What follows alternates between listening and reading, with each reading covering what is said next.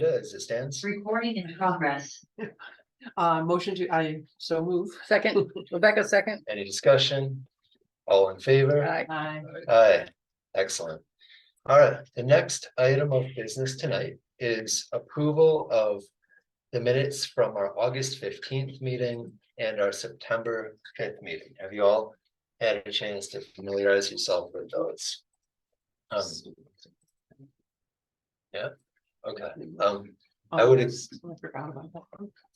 Okay, well, if you need to abstain from Okay. one, you can. I would accept a motion to approve the August 15th minutes as written. The first one, me. Second, Oh, yeah. all in favor? Aye. Aye. Aye. Okay, One and abstention. one abstention, okay. I would accept a motion to approve the September 5th minutes as written. Rebecca, First, first. wait, I have a change. Oh, yes, any modifications, okay, yes, that's Because a I great said question. it and I want to get this in. Let's see. Hold on a second. Let me find it. On page 9 at the very date? top, the September 5th. Oh, okay. The last one, where Little suggested that it would be preferable for a new hotel away because I want to just add, because of the vulnerability of the area. To make it clear that that's why. That was an option. Any other modifications to the minutes? I would accept a motion to approve the 9-5 minutes with the modification by Ms. Little. Rebecca, Second, All in favor? I, The next item on our agenda for tonight is privilege of the floor. Now I'm gonna read off what we are gonna be reviewing tonight. Privilege of the floor is for people to make comments on things that are not, that do not have a public hearing. So tonight we have Jacksonville Park, special permit, site plan review, public hearing. We have Angel Hearts Market, special permit and sketch plan review. We have the Gulkey Tram, site plan review. And we have In It Taganic Falls. We also have a sketch plat review for Finley 2-lot land subdivision. So privilege of the floor is to, for members of the public to make comments on anything that does not have a public hearing scheduled. And it could, or on the agenda tonight. So it could be something completely off the map. Any takers? Okay. With that, we'll close privilege of the floor. Our next item is Jacksonville Park, special permit and site plan review. And as I am a member of the Jacksonville Community Association, I will recuse myself from this motion. And I would turn my duties as chair to Linda Little, who is appointed as the vice chair. You can sit there, you know. I'm gonna go over with Nancy. Oh, okay. Yeah, because we might want to whisper and, nudge each other. okay, so first task is to open the public hearing. So this is I don't have the details on the permit, but so this is for modifications to the Jacksonville Community Association proposes to construct improvements to Jacksonville Community Park, including a new off-street parking area and a path in order to improve accessibility and use of the park. So we're going to have a public hearing, and we'll open the public hearing now. Do I? Forgot that. okay, take a vote. Take a vote. Aye. Movement. Yes, Okay, well, the public hearing is now open. And could we present our Yes. project? Please present. Right, next. Thank you. I have a couple of copies if anybody. See that?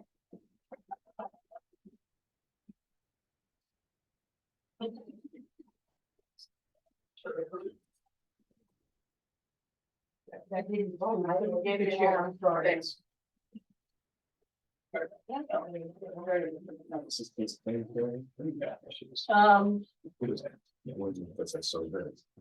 No, I have to stand there, but No.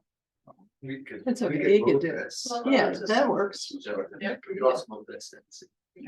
Just glance at Mo every once in a while. Because I was happy to be able to see this way and yeah. that way as well as you, so. thank That's you. good, yeah. Okay, thank you. Hi, good evening. My name is Nancy Zailer. I am a member of the Jacksonville Community Association's Board of Directors. We are a small nonprofit who serve as a steward for the Jacksonville Community Association Park. And we may have, as you know, Pete is our president of that organization. And I have distributed, and you have received previously, members of the planning board, a copy of our site plan review. I've posted one there. I'm not sure whether the camera won't get that, but I just want to be able to briefly summarize it. One couple sentences of context, and that is that our Jacksonville Community Association, or JCA, is a volunteer group. And a number of years ago, we partnered with Cornell University Design Connect students to engage the wider community to develop a park master plan to include some of the amenities that people thought were needed to fully appreciate and improve the use of the park. Then following that, we actually engaged a group of recreation management students from Cortland, SUNY Cortland, who developed a maintenance plan for the park and an accessibility plan. And it was the accessibility part of the plan that triggered us to make this incremental set of changes, which we submitted to Tompkins County's Park and Rec Trails program, or Park and Trails program, which they have endorsed. The town board has endorsed our plan, and we have been to the Board of Zoning Appeals. And so the plan that's coming to you tonight has their approval, but you have a different role to play, and we want to answer any questions. So there are three changes that our site plan seeks to make. The first is the creation of a small parking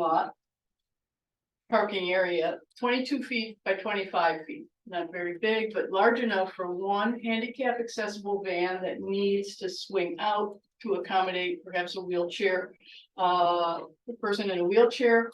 And then that would leave room for just one more vehicle, or if the person with mobility issues arrived in a regular vehicle, we might be able to fit three there. And that is, for anybody who's familiar with the park, it's near the flagpole, just to the left of the flagpole. And that's change number one. The surface for that, let me just say, it is intended to be permeable and navigable in a way that the Black Diamond Trail is. So if you're thinking about the material that we're using, that's what we had in mind. And I want to welcome Bridget Beams, our other important board member, and who is the headmistress of the Namaste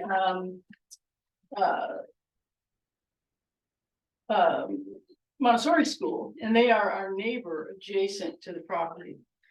We have a number of shared uses. This is not what I'm thinking it is. Okay, and then so the first change is the small parking area. The second change is, in addition to the parking area, we want to link that parking area to the ADA compliant restroom, which is already on the site, and through a path that would be about 4 feet wide and same sort of navigable material to go from the parking area along the pavilion to the restroom. That's the second change.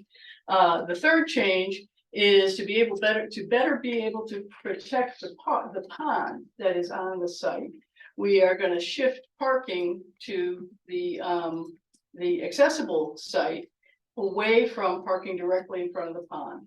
And we would tend to do that with a short berm that would have a little dividing space in the middle so that people could still continue to walk to see the pond. There's already a bench there. We're hoping to take the dirt that is the soil that's excavated to make the parking area and path and use that to make the berm and then redistribute it on either side of the berm to be able to have that be a grassy area to which we would add more picnic tables or benches or whatever to be able to enjoy the pond and the rest of the park. Because if I may interrupt, currently the parking is next to the pond. It's just right there. So we're shifting it over, covering the parking. And then just a fourth change, but it's not one subject to the planning board, but I got good news today when I picked up the mail. We had, because accessibility is very important to us, we wanted people not only to be able to sort of move along from the parking along the path to the restroom, but there is a pavilion as a centerpiece of the park. And to allow people to use that, we asked the Rotary, we responded to a call for proposals from the Ithaca Rotary Club and just received a grant that would enable us to add to our pavilion a wheelchair accessible picnic table.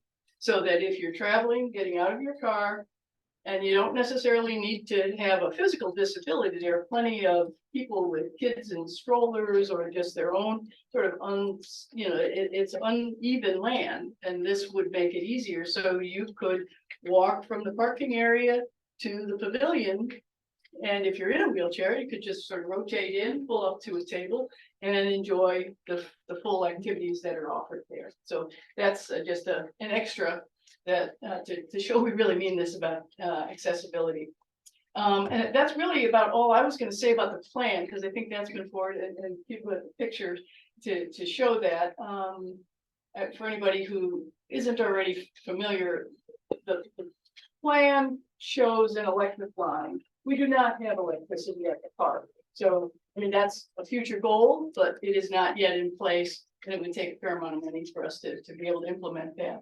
But because it's a joint hearing tonight about the special permit or the special request, special use, I will just say briefly that in 2019, the Ulysses Town Board updated its zoning. And at that time, actually zoned our parcel to be in the park zone, which we were grateful for. But the way the zoning is currently written, the only use by right for a park zone is agriculture.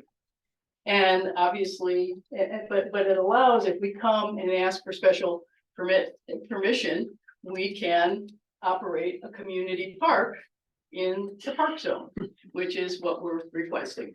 So there were quirks in that, but that we want to make sure we dot our I's and cross our T's. And so I just want to briefly before, and my part is if Bridget or Pete, if there's anything I either left out or want to correct or add. I think that's great. That's great. Yeah. Okay, so that's that. Now I'll sit down and you'll take comments. Is that good? So Okay. we'll take comments from the room, and we have people on the on Zoom as well. So we'll, pardon? 3 minutes. 3 minutes. Oh, 3 minutes. Who's got a phone available? We're keeping. Can you do that? Thanks. All right. So you have 3 minutes for your conversation, and we'll start. Anyone in the room?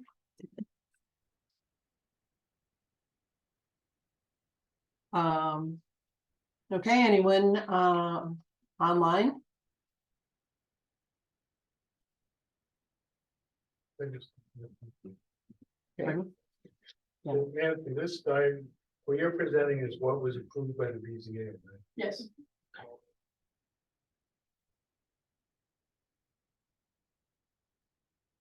Okay, so we have, People need to like say raise their hand because everybody's muted there, I think. yeah, yes, please raise your hands if you're online and you would like to speak. while you see them, right? And we will unmute you.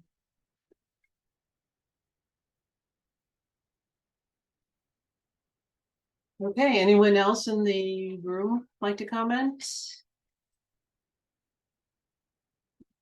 Love art. Yes. It's good step in the right direction. Thank you. Give your name and address. for the Yeah, record. right. Oh, Bridget Beans. Bridget Beans. Yeah, it's 'cause it's being recorded. And my home address is 3011 Policyville Road. And my business address is 1872 Trimmsford Road, the school Right. formerly close home.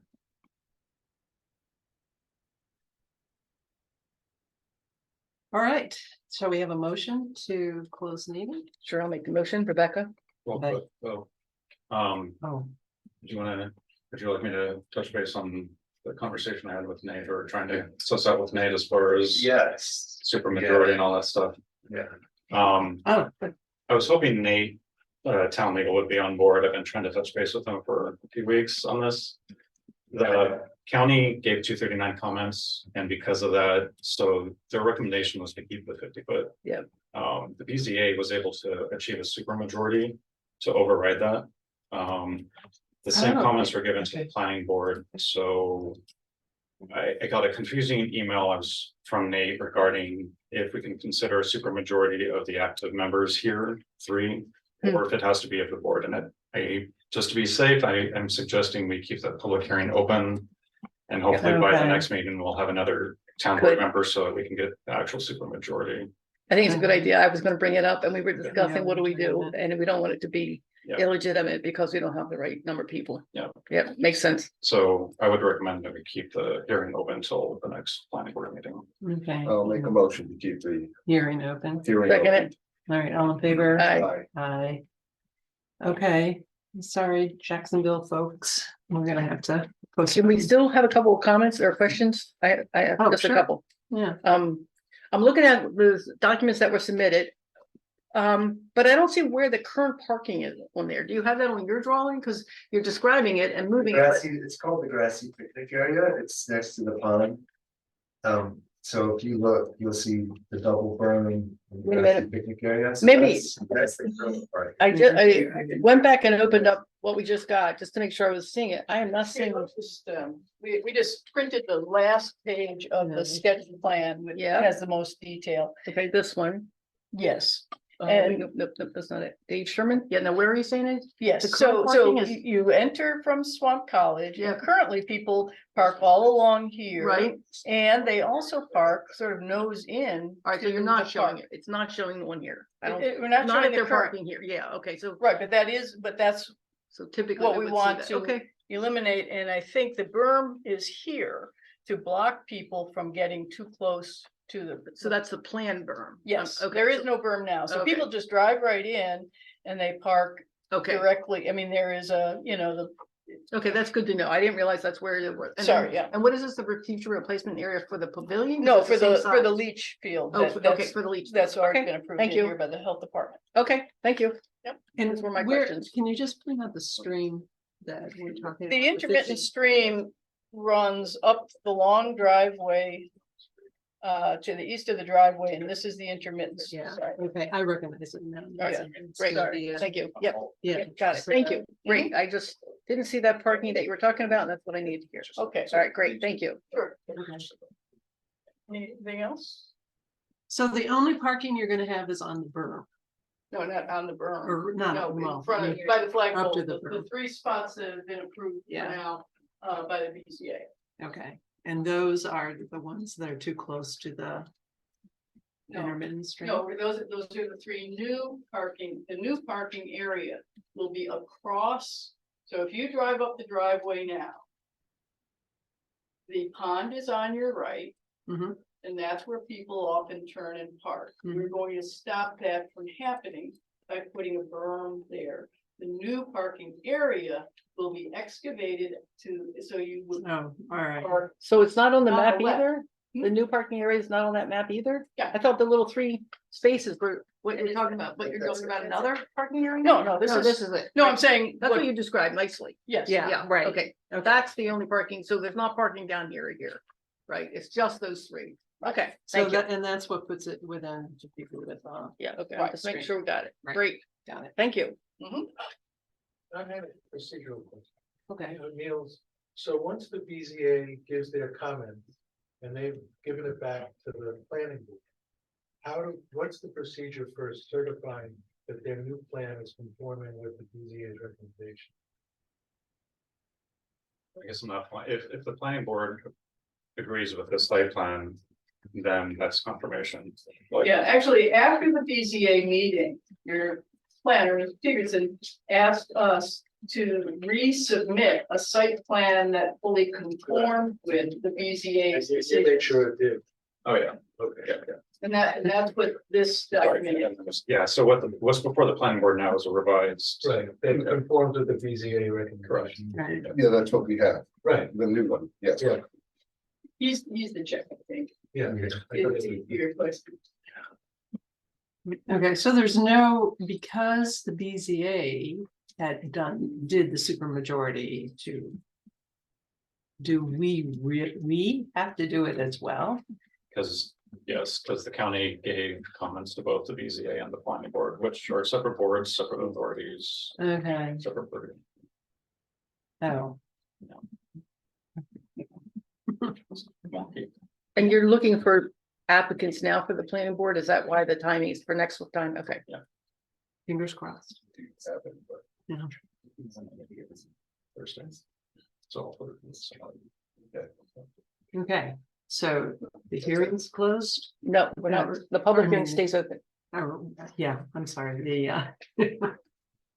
all right, so we are back to the regular meeting. All right, Okay. all right. Very good. So no decision. Done. That was minor. This was minor. With sweating over. Thanks, Rebecca. What did I do? I'm sorry, thank you, Linda. It's not like riding a bike, you know. All right. Okay, so our next item on the agenda is Angel Hearts Market. Special permit and sketch plan review. And this item we have actually seen before.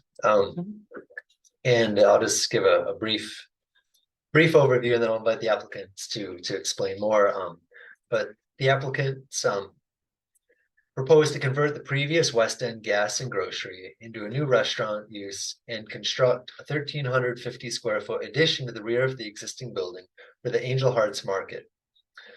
Per Ulysses Town Code, the C zone permits restaurant uses subject to a special permit and site plan review. The proposal is considered a type 2 action under the seeker. So we did conduct an initial sketch plan review on March 7th and had requested additional materials. We received 239 review from the county. The county determined the project will have no significant countywide or inter-community impact. And then during this review, we're going to basically review the proposal and provide comments and general recommendations as to any adjustments that we would like to see. And then we'll also set a date for a public hearing. So I would invite the applicant to come forward or the representative of the applicant. And tell us a little more about your project and then we will ask you some questions. Thank you. I'm Jan Brath and I'm a landscape architect with Trowbridge Wolf Michaels and Fisher Associates, and I'm representing Angel Hearts, Drew and Kim Engelhardt. And a lot's happened since our sketch plan review on March 7th. We brought Stream on board for architecture and Andy Sharaba on board for our engineering. So we've really pushed the plans along, from sketch plan where it was really conceptual to now something that's actual and, constructible and within the realm of reality. So We have two changes to the plan. The original plan that we brought, the sketch plan, I believe was 1,250 square foot addition. And through looking at kitchen and space requirements and things like that, and working with Noah, the architect, it was bumped out just slightly to 1,350 square feet. So I want to put that on the table there.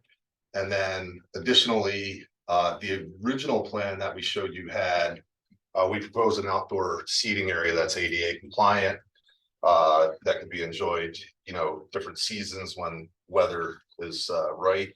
That was originally kind of in the back area here, which is actually under a NICEAG easement. And the slopes, once we got the topography from TG Miller and worked on the grading plan, it actually made more sense to shift it down closer to the actual proposed restaurant and parking. And the entire area could be ADA compliant. And it's close to the new facility. And it works a lot better. And I have some grading plans and things that I'll show you as we move forward here to kind of illustrate that. Other than that, the parking arrangement and ingress and egress has all remained the same. We've kept the green infrastructure bioretention to treat the parking lot runoff. We've kept porous pavements in the pedestrian zones to also decrease runoff from the project. And we're proposing porous asphalt in the parking area itself to decrease the runoff as well. In addition, we've gone to, Andy is working on DOT permitting for ingress egress and the right of way. So we've gone to DOT for initial comments and permitting on that. So we have that ball rolling as well. Let's see here. Can I just ask you a question about the parking lot? Sure. So my understanding is that there's no drainage ditch in front of the parking lot. So am I correct in saying that you have the parking graded back to the catchments? The parking is actually graded. It's got a split like a high point. So this is all graded to go into the bioretention filters. And then the driveway would actually, there's kind of a split which would go to the existing ditch along Route 89. But the majority of all the runoff from the parking would go to the bioretention. But of course, with porous asphalt, usually there's not a whole lot of runoff to begin with. The other thing that we've done is we've directed other runoff from the site. We have a diversion ditch behind the building that's directed to bioretention, as well as the pedestrian area. It all drains to the bioretention as well. So we're trying to minimize any runoff from the site. And where does the bioretention, where do the bioretention pools drain to? Typically they have an under drain at about 36 inches deep. There's planting media 36 inches deep under drain, and there's an overflow that typically has 6 inches of freeboard. So it'll fill up with water to a certain extent and drain into the runoff or the overflow. That's my question. Where do the overflows go to? The overflow would go to the ditch on Route 89. Under the road? No, There's a ditch on this. there's a ditch, existing ditch or swale along this whole Other side of the same side. Yeah, it's quite deep too. Okay. So that was thought on that. So it really collects the storm water and it's going to be released over time. Yeah. They typically drain down within 36 to 48 hours. Yeah. Okay, So thank you. I have two quick questions for you. Sure. I'm intrigued to hear you using the porous asphalt. It's a great way in sort of situations for dealing with rain and going through. I know that don't work well when you have dust that clogs them. And I mean, they actually have to vacuum to maintain them. Do you know Yeah. much, are you planning on that kind of maintenance and stuff? yeah, there is a maintenance regimen for it. Typically, usually you have problems if you sand it a lot, like sand just clogs it up. Yeah. Salt, not so much. Usually you vacuum it or pressure wash it once a year. Okay, We have a lot we put in at CMC Medical Center 20 years ago, and it still functions Sweet, okay, correctly. you're on top So- of it, okay. And my second one is about the drainage field behind the site, and I brought this up last time, have the health department approved your system already? No, we haven't submitted the full permit. We designed it, getting it ready for submission to the health. Uh-huh, Pending comments from this board and are moving forward with the plan. yeah, so you're putting it upslope Yes. directly behind the building, and that's a very large leach field, and I mentioned it last time, first of all, I love what you're doing here, I think it's great, I think it's in the right location, so I'm all for it. But I'm a little worried you're gonna run into problems with that leach field elevated with the groundwater coming through, right into your house, the building right there, so I'll be interested to see what the Department of Health says about it. I mean, maybe once you come back, you may not come back to us with a whole different plan if they say it won't work back up there. Yeah, we do have, shallow rock and we have high groundwater, so it's a mountain system up on the hill, it's pumped up. Be a diversion swale around the backside of it, so uphill runoff will go around the septic system. Get Mhm. diverted around it, because you don't want, Yeah. water going into the system. Yeah. That'll be approved by the health department. Okay, yep, I know, we don't approve it, but I'm just bringing it to your Yeah. attention, I'm concerned about it, that you might have smelly effluent coming out of the cracks in the rock. You don't or want the that. building. I know you do, okay, those are my, and then you showed us this time the maps with the buffers for the two creeks, but you put in doesn't look like you're in the buffer whatsoever. No. Interpreting that I don't think so. correctly. Thank you. And I'm just looking at our March 7th notes, and you talked about a retaining wall behind it. But you're not doing that We anymore? determined we don't The- need that. the eating area down to the side. Working with Noah, actually, he proposed to bring the foundation wall up in the back. So it's at about 4 feet. Yeah. And then we have a diversion ditch and then actually under drainage to pull any water that would come down to that backside of the building, and it'll be waterproofed. So there should be no issue there, and we'd rather not have to do retaining walls as well. Yeah. So yeah, that's the ultimate design that we came to. Okay.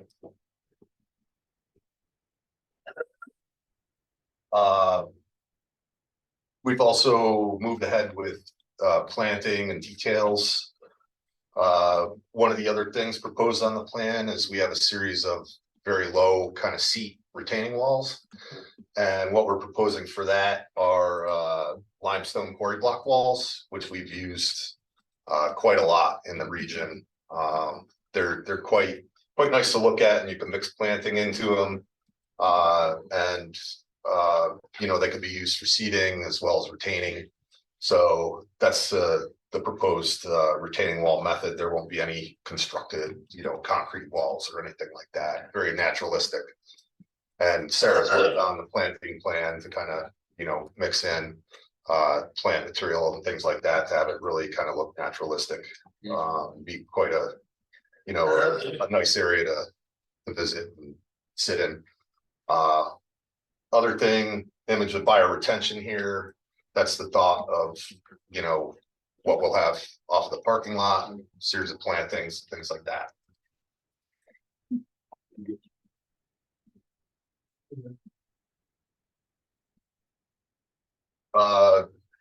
Since the last time we were here, the architecture has been developed by Stream. Noah has brought it along quite a bit. Here we have plan, it shows the existing 712 square feet. Back part of the building, there's a shed on here that gets demolished. And then the existing overhang here, that's gonna remain and be rebuilt. So you can see the addition here. As part of the programming, when we were developing the interior space, as part of ADA, we need 2 ADA accessible bathrooms. So that was one of the drivers behind the bump up of the square footage, because we were under the impression we would only need 1 bathroom. So when we added that second bathroom, it took quite a bit of space out of the kitchen. So that was the driver for that.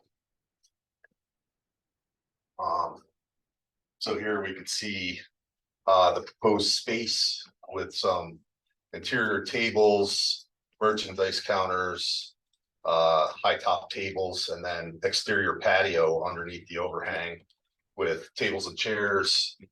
We'll have the main entrance to the parking off to the north here. Still proposing a pickup window for anybody using the exterior space. The front, and I'll show you in a moment here, we have a exterior garage door that can roll up when weather's nice. On the front facing Route 89.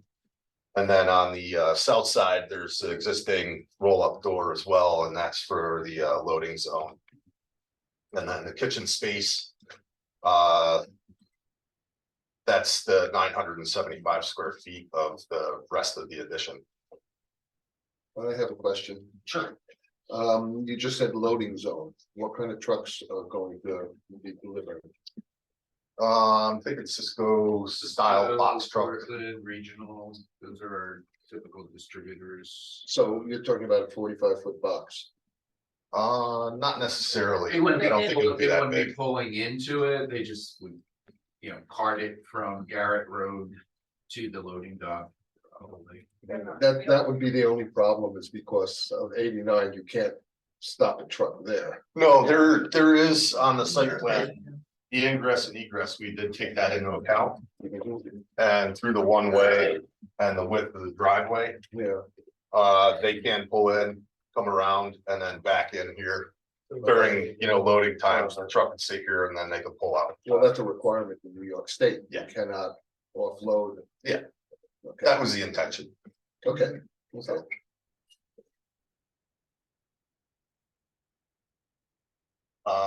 Going back to the elevations, the architectural elevations.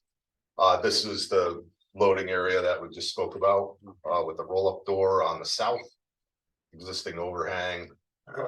This is a view looking from the north, which would be the entrance off the parking lot. Existing overhang, and then this is a view looking from the east. At that overhang area where the patio would be with outdoor furnishings and the glass roll-up door that could be opened, when weather is nice.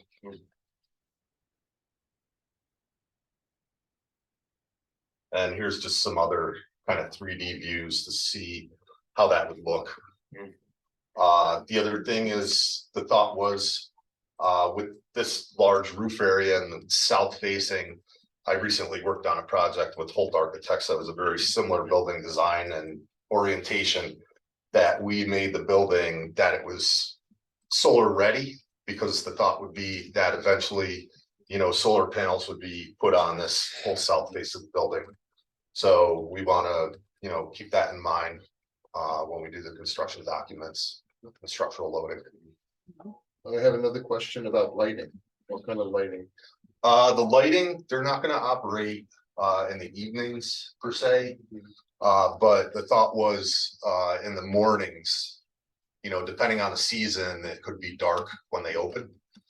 So we show on our site plan a series of bollard lights, just downlight bollard lights along the parking.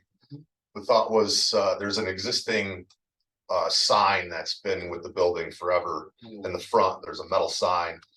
The thought was to put a new logo on that, redo the sign and potentially put some LED lighting on that. And then, of course, the building would probably have a couple of wall packs just for security purposes on the exterior. Okay, but no lights will be shining on. No uplighting at all. Okay.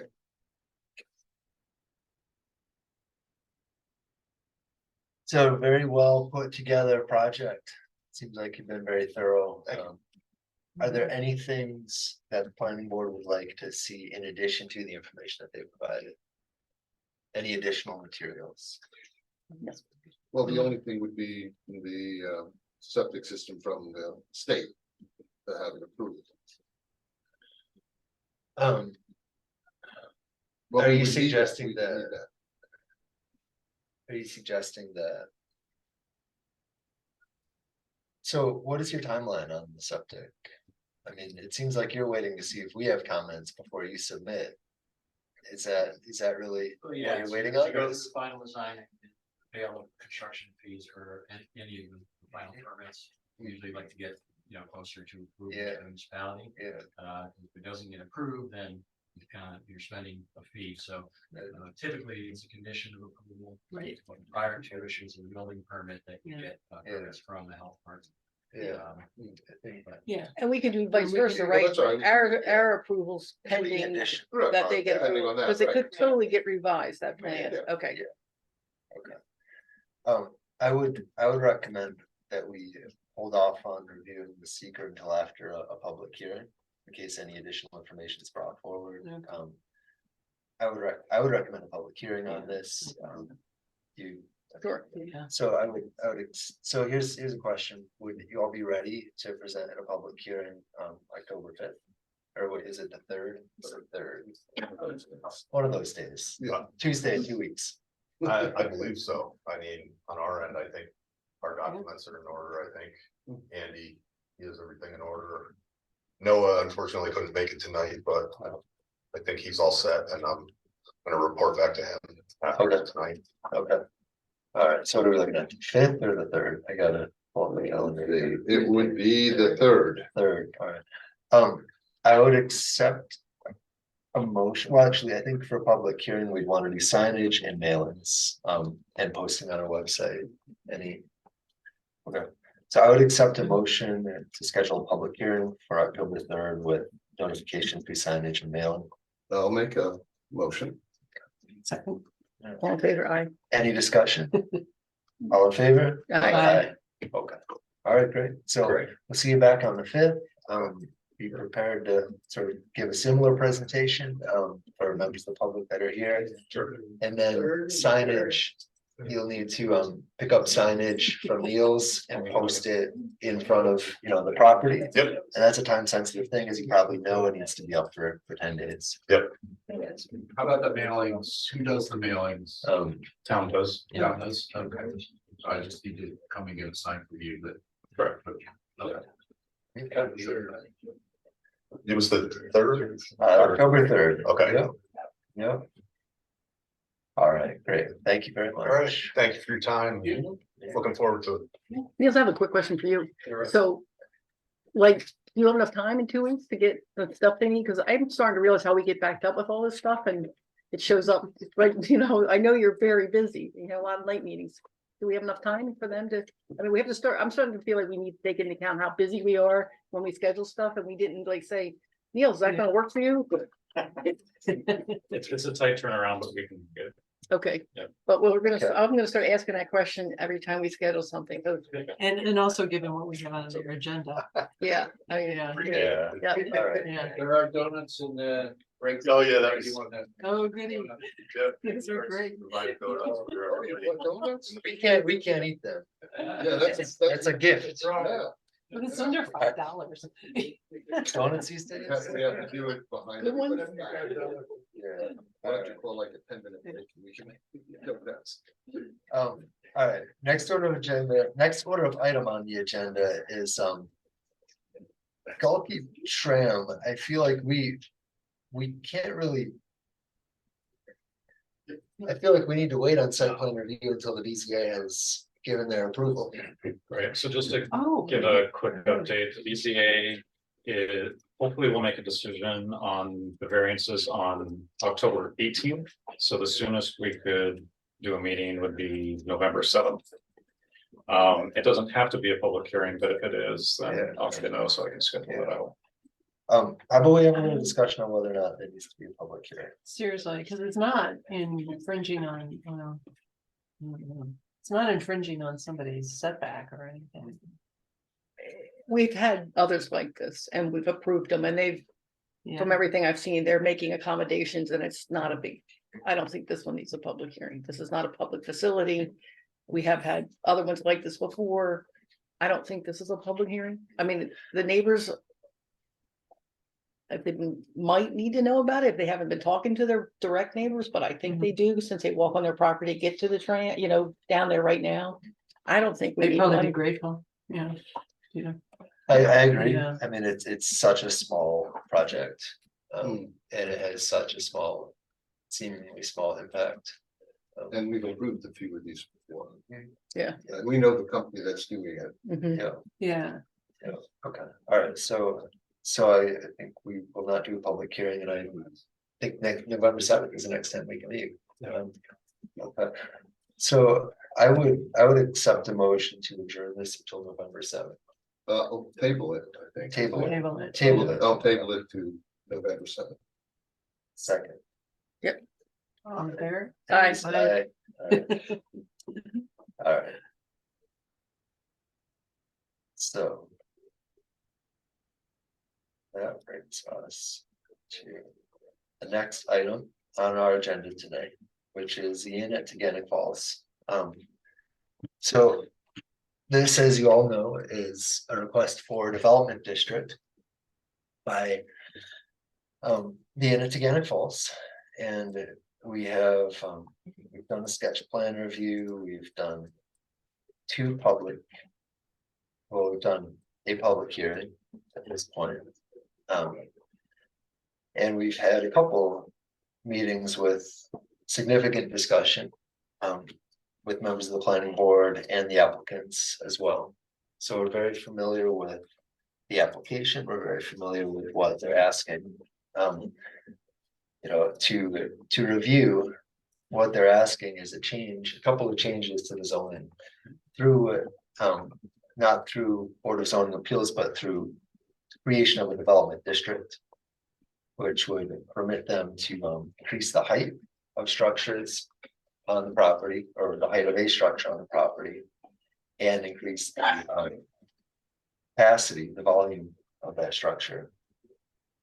In exchange for, or maybe not in exchange for, but sort of at the expense of reducing the amount of lot coverage that's permissible. So currently it's 70%. I believe what they're asking for is 50. I believe. Am I correct in that? So Jason is on. Yeah. I believe it's 50, and I think the plan itself covers about 40. The proposed Covers 40%. covers about 40% of permitted coverage. And the intent is to build 75, plus or minus guest room hotel on the site, which is also an event center, sort of keeping within architecture, sort of similar to what the inn has. And so one of the arguments that's been made is that building up instead of out to accommodate this number of rooms allows for maintaining open space on the grounds. Open space that can be used for pickleball courts, for parking, for essentially maintaining trees, maintaining green space. During our public comment periods, we had many comments that both for the economic benefits of the inn and sort of like against expansion with complaints about noise and things like that. Sort of as planning board members, we've needed to filter through sort of what comments relate to this application, and how they relate to the application. So we've received a lot of information tonight, not tonight, but over the course of this. And so what I'd invite planning board members to do is to tell us where you stand on this, what you think about, should we approve, should we recommend to the town board, right? It's not up to us to approve, it's up to the town board. Should we recommend to the town board that they approve the creation of this development district? Also, I forgot to mention, one of the parts of the development district that they're asking for is a reduction in setback on Gorge Road, leaving about a 20-foot buffer. And then, so our options are, we recommend to the board that we approve the creation of this development district. We recommend it.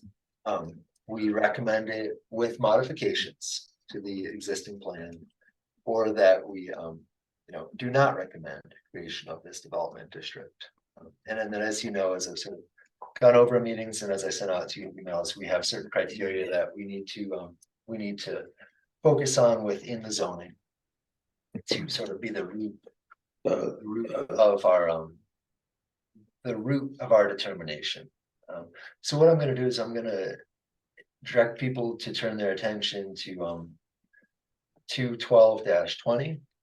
Let's just keep it in your mind, and then I'd invite each of you to sort of give your stance on this as you'd like.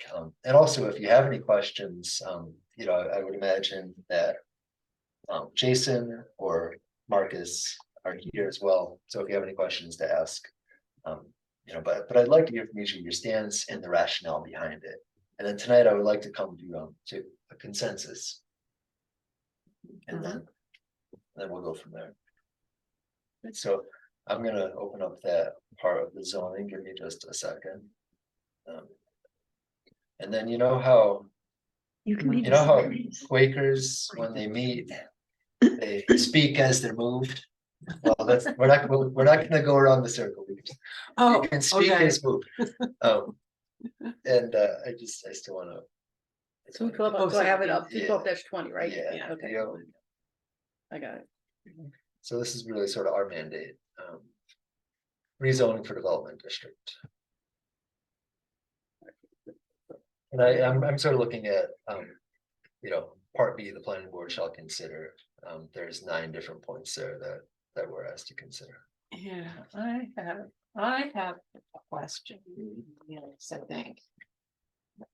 My reading of the DD1 process is that the sketch plan that we work on for our recommendation goes to the board, they approve that.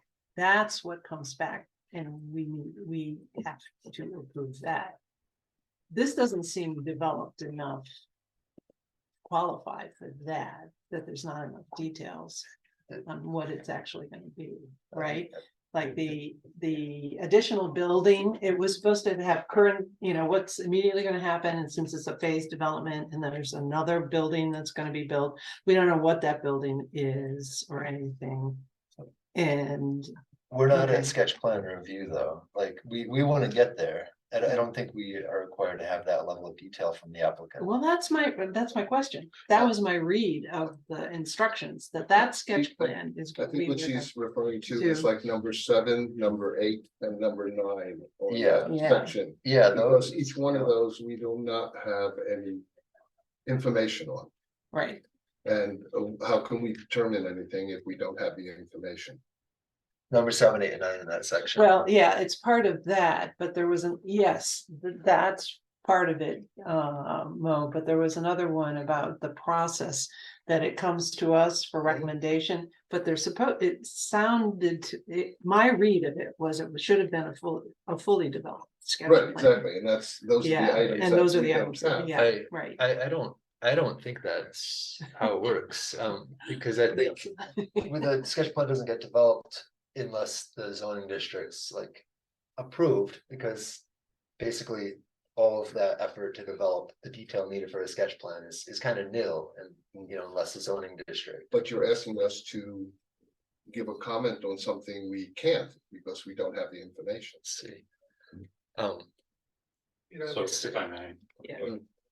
Yeah. So to Linda's question, so, and I apologize if I'm gonna be pedantic a little bit, just in case people here aren't familiar with rezoning.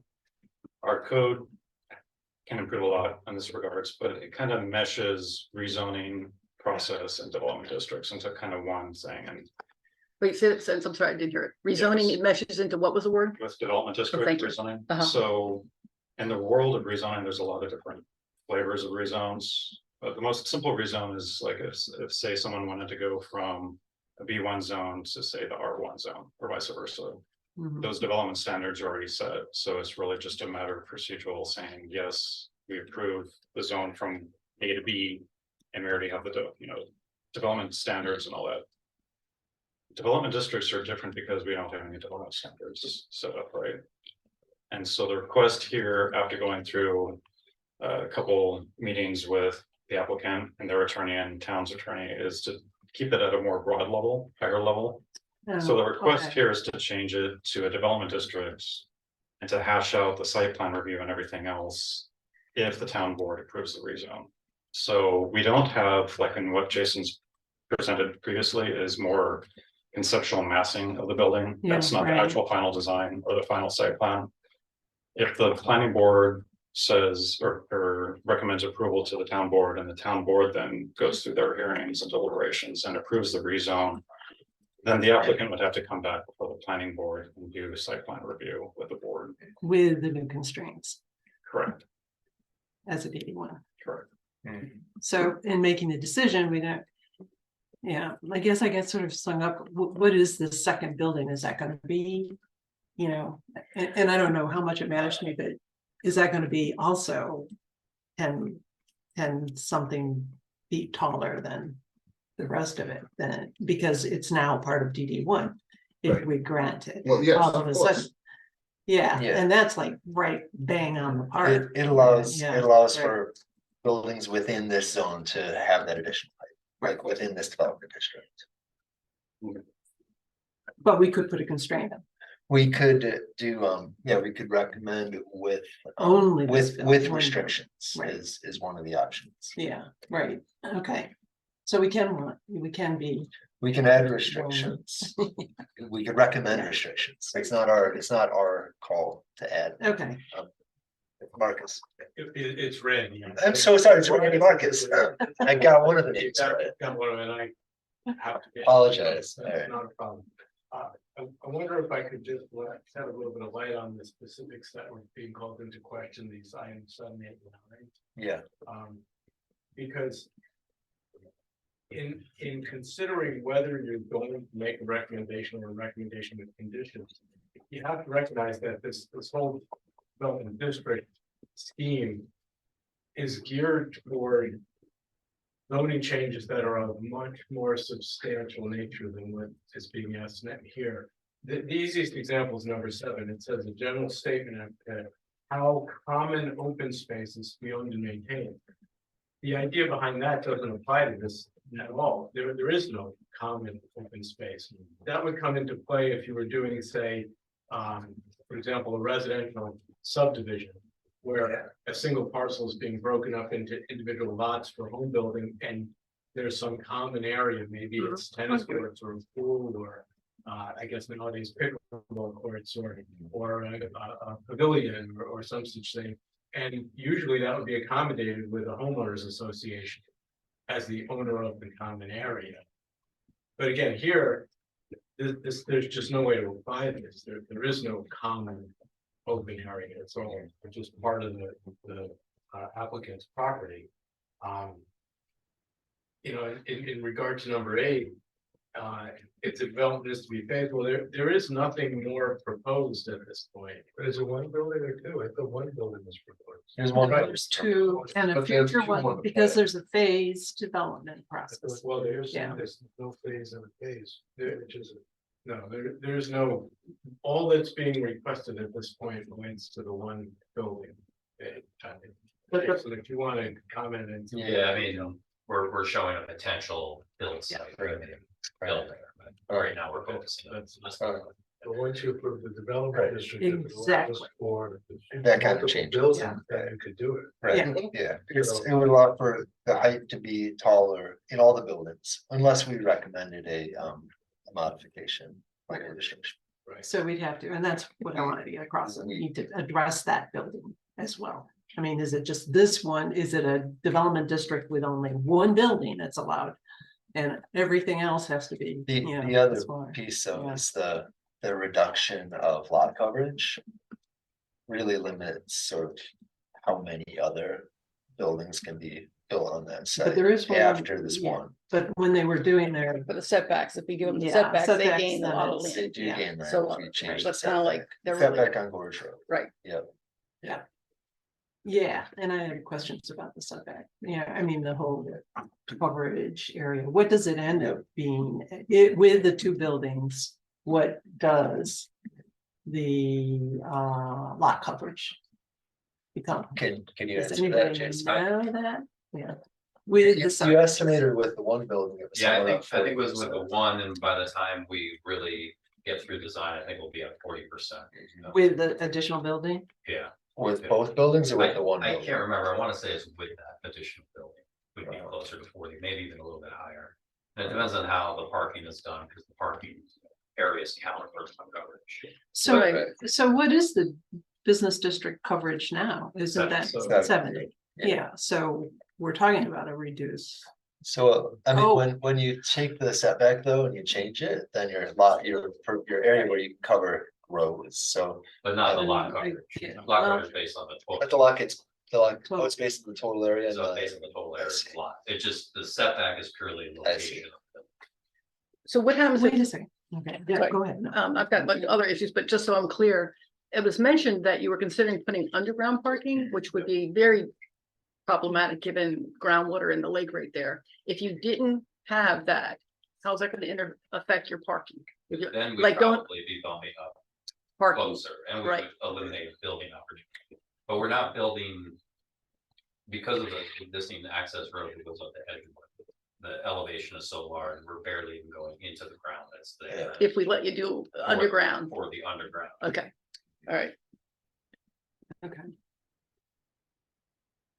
Okay, so, okay. Yeah, misunderstood. Do people have other questions for the applicants? I mean, Yeah, I have comments. Yeah. yeah, yeah. all right. Jason, you were a little bit late coming in. I don't know what you heard on Zoom.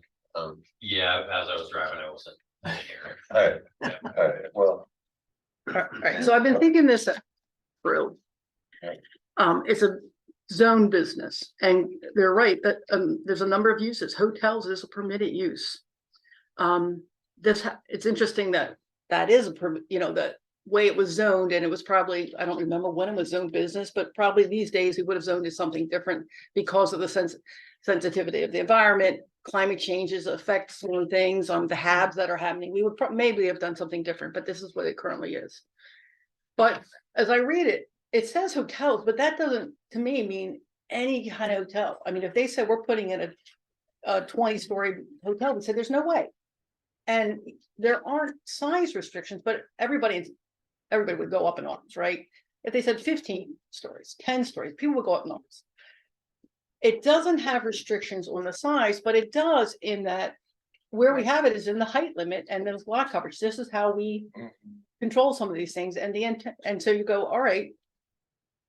It's not anything they want, anything you want. I mean, we really have goals for what it would be, and so to me, this is key issues are. Remember, I always focus on the environment because that's kind of what I bring to the table, and other people have social issues and traffic and all. It's too large, it's disproportionate to what is intended for that site, what the park is intended for the park.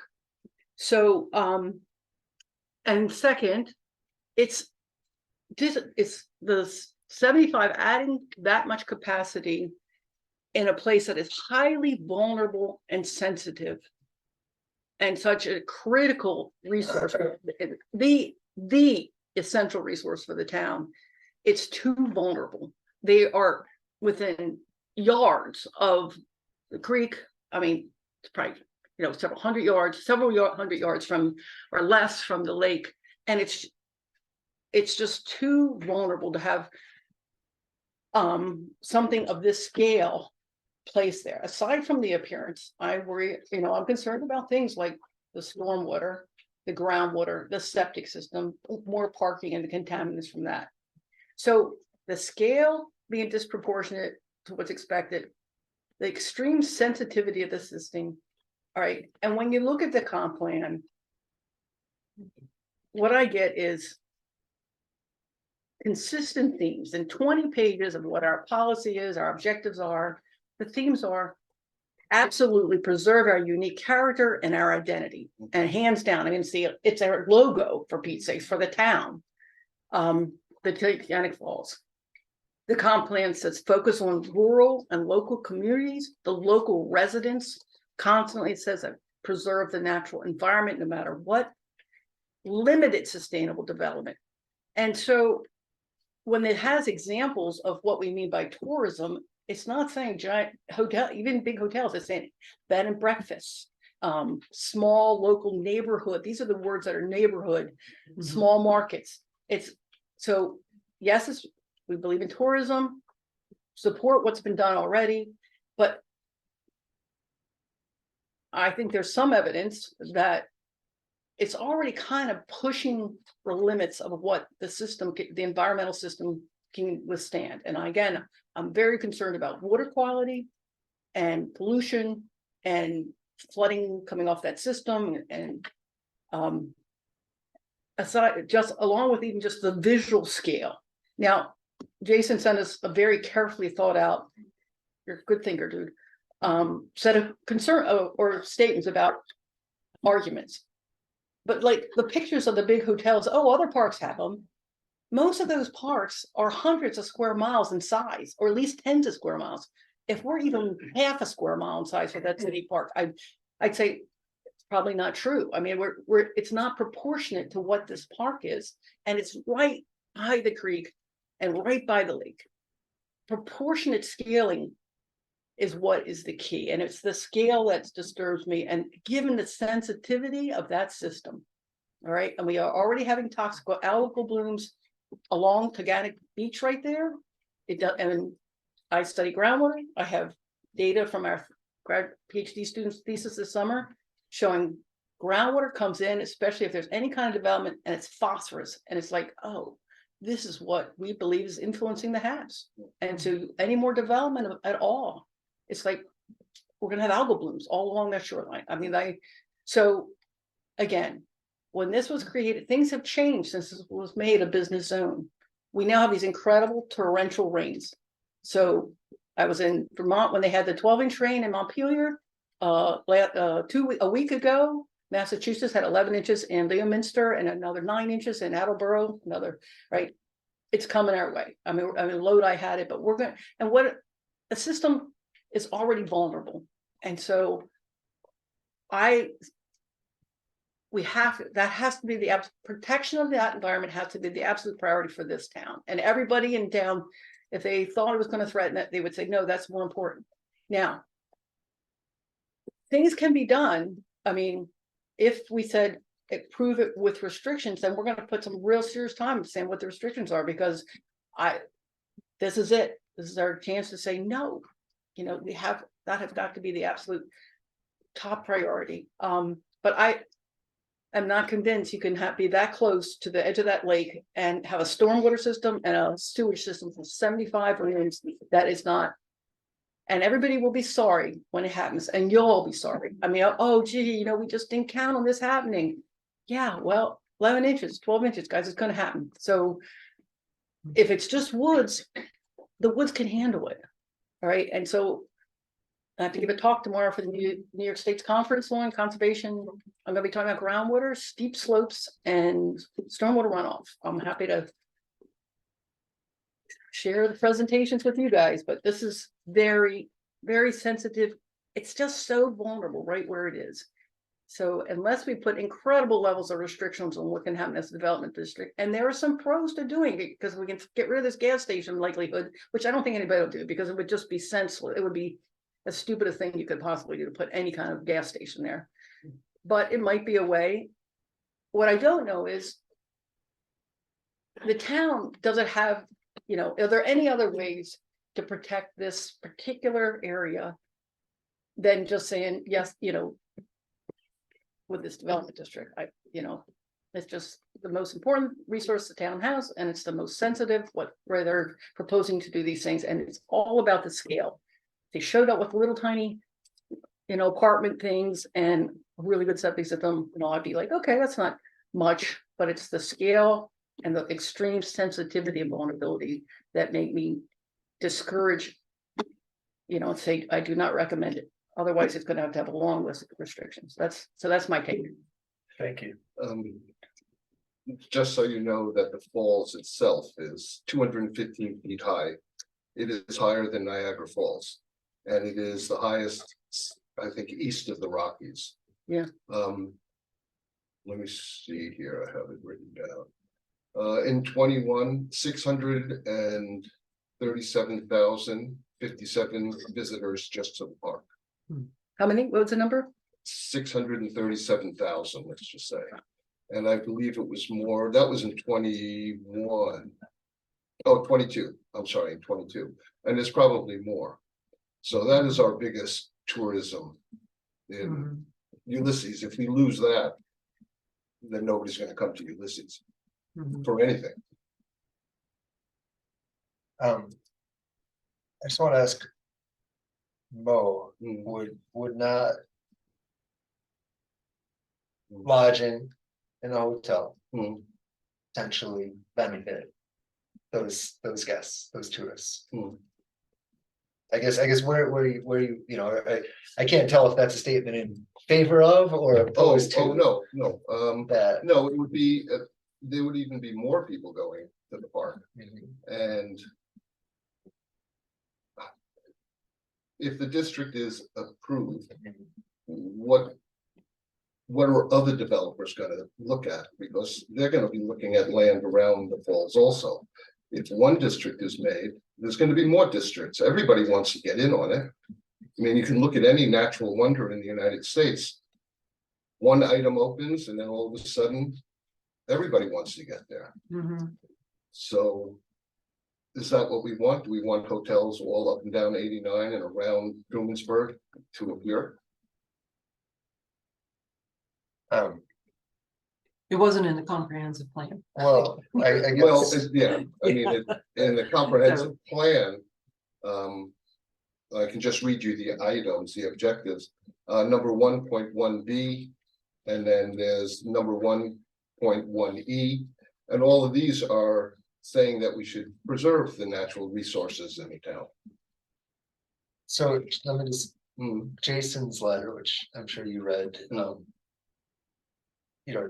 does address that, does address the precedent issue and basically says every development district has to be considered on its own merits. And so if somebody wanted to do it down the road, or maybe there wasn't already a historic or established business, that would be looked at very, could be looked at very differently.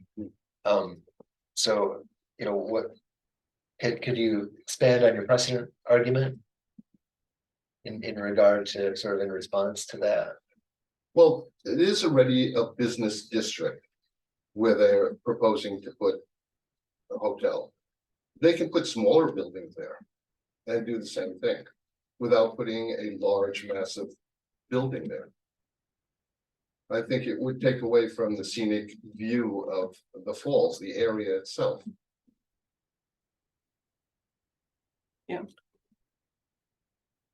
So the land, so the land around it is conservation district, and all of the zoning that we have in place around the conservation.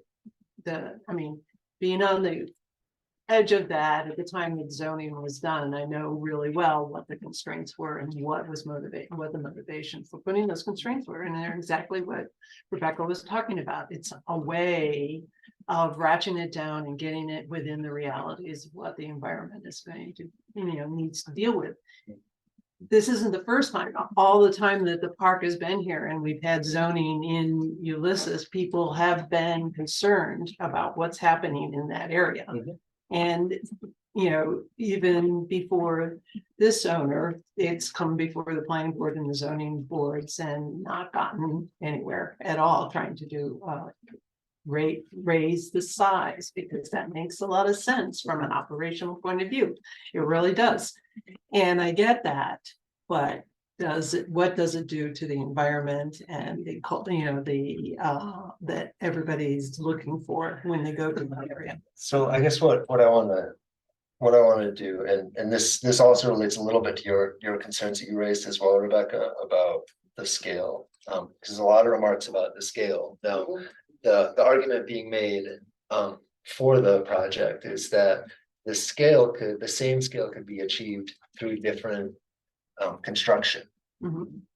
And so my question is, you're raising some concerns about about the mass of that structure. So I guess this question doesn't really apply to you. I think it more applies to you and somewhat. No, it does apply to you also, the mass of the structure. Okay. Yeah. So I guess what I'm saying is, with the concerns about the scale, like, would we also not have those concerns with more buildings, as opposed to this one building? I think that consideration was taken to begin with the zoning. It's a trade-off.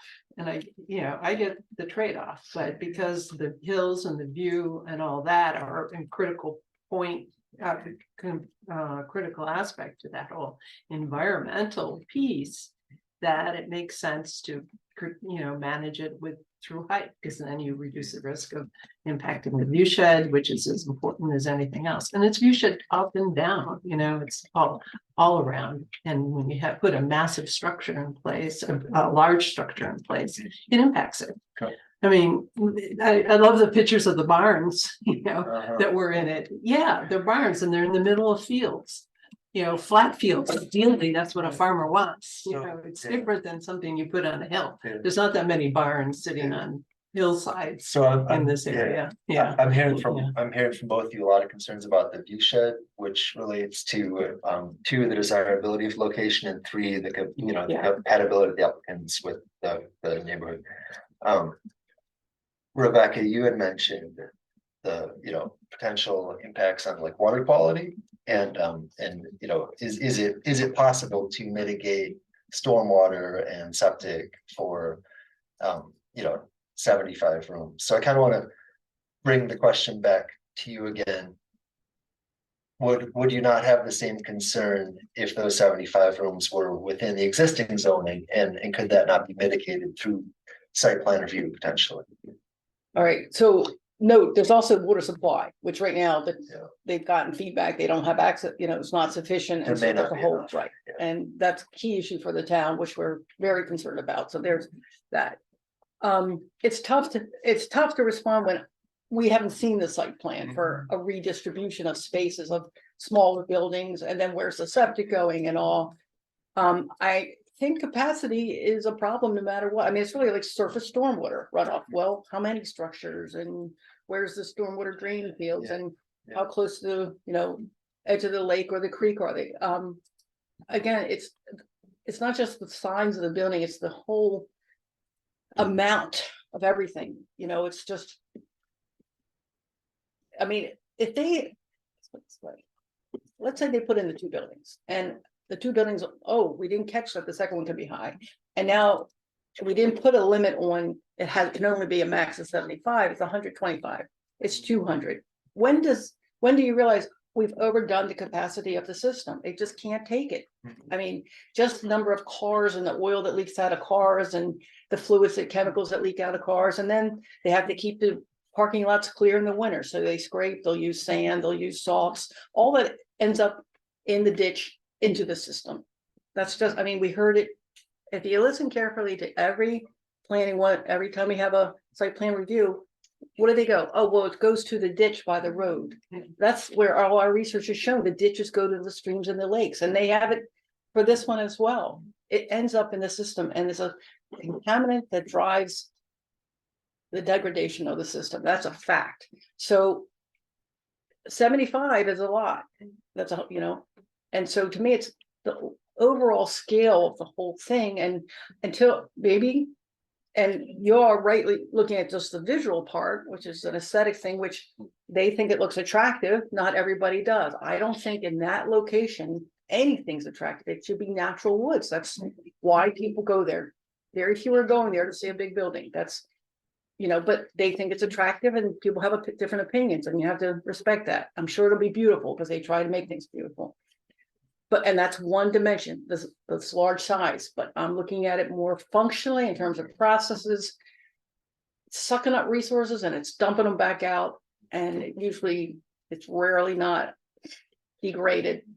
I mean, Rebecca, one thing, you did mention the 75 rooms, but there's also a ballroom being proposed, which could be a second venue.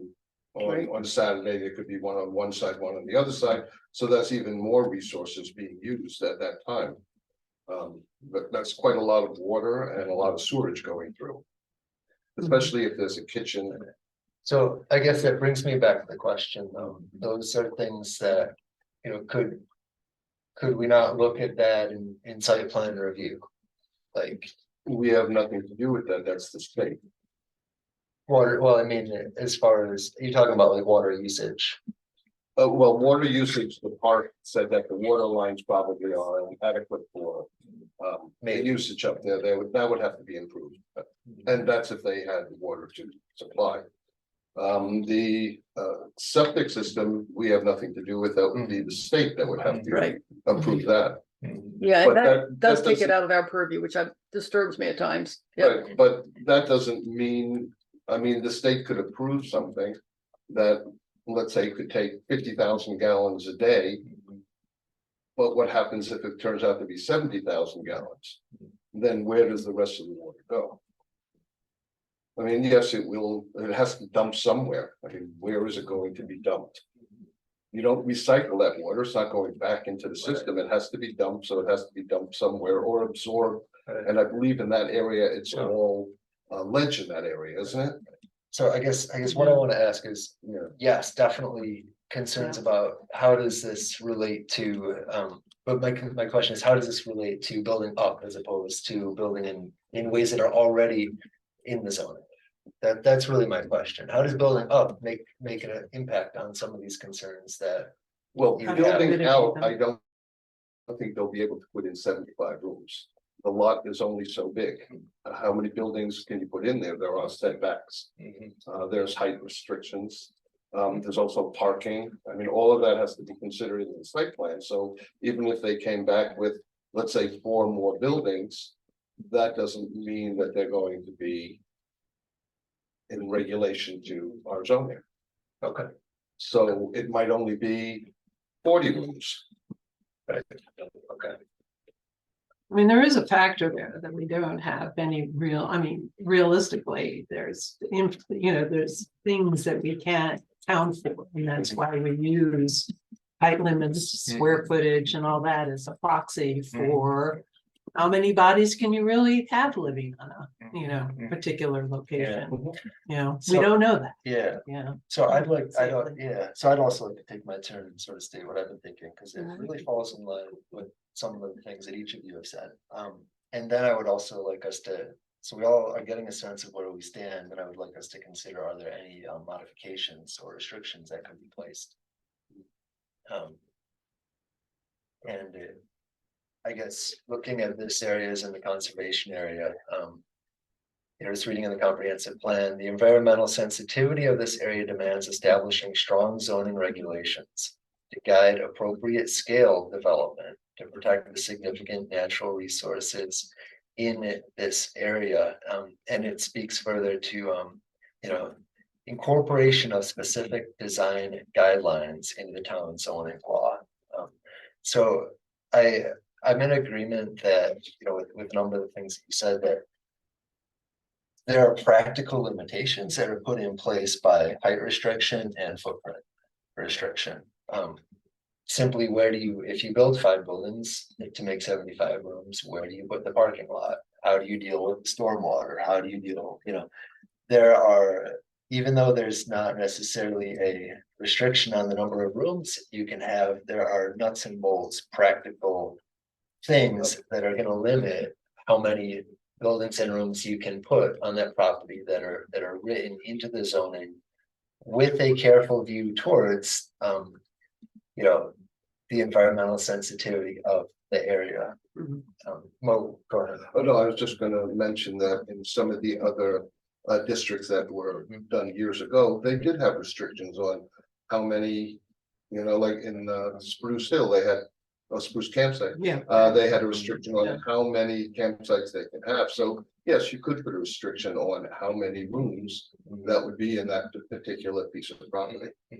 So I guess what I see is building up has a very strong potential for increasing the intensity of the usage. And I don't say use, I say usage, because hotel is an approved use, but how many people come, how many cars come, how many rooms you can have. Allowing for the height to be greater and the volume to be greater highly increases the chance, the possibility, the inevitability that there will be greater rooms, greater use of this particular piece of property than the existing zoning can really practically allow for. And I think that for me, the way that the existing zoning was designed was to provide protection to the resources in the conservation zone, which is this is a part. And also it's a super important and sensitive area being next to Teganic. And I think this is not the area to make a development zone that creates changes to the zoning that increases the intensity of usage there because it's fragile. And I'm not saying I'm against a hotel, because I'm not saying I'm against the inn expanding. I think that the current zoning is designed in a way that allows for that, but also was designed, design standards were created for this, and I don't think this is the area to say, you know what? We're gonna allow for a, you know, usage to be intensified. Cause I do think we're already seeing stressors, you know, across the board with different places, with stormwater, et cetera. But also, you know, even some of the things that we've heard about community impact as well, like that's part of usage. I'm not saying it's a factor that, you know, prohibits this development or prohibits this change, but it's all stuff that we have to consider.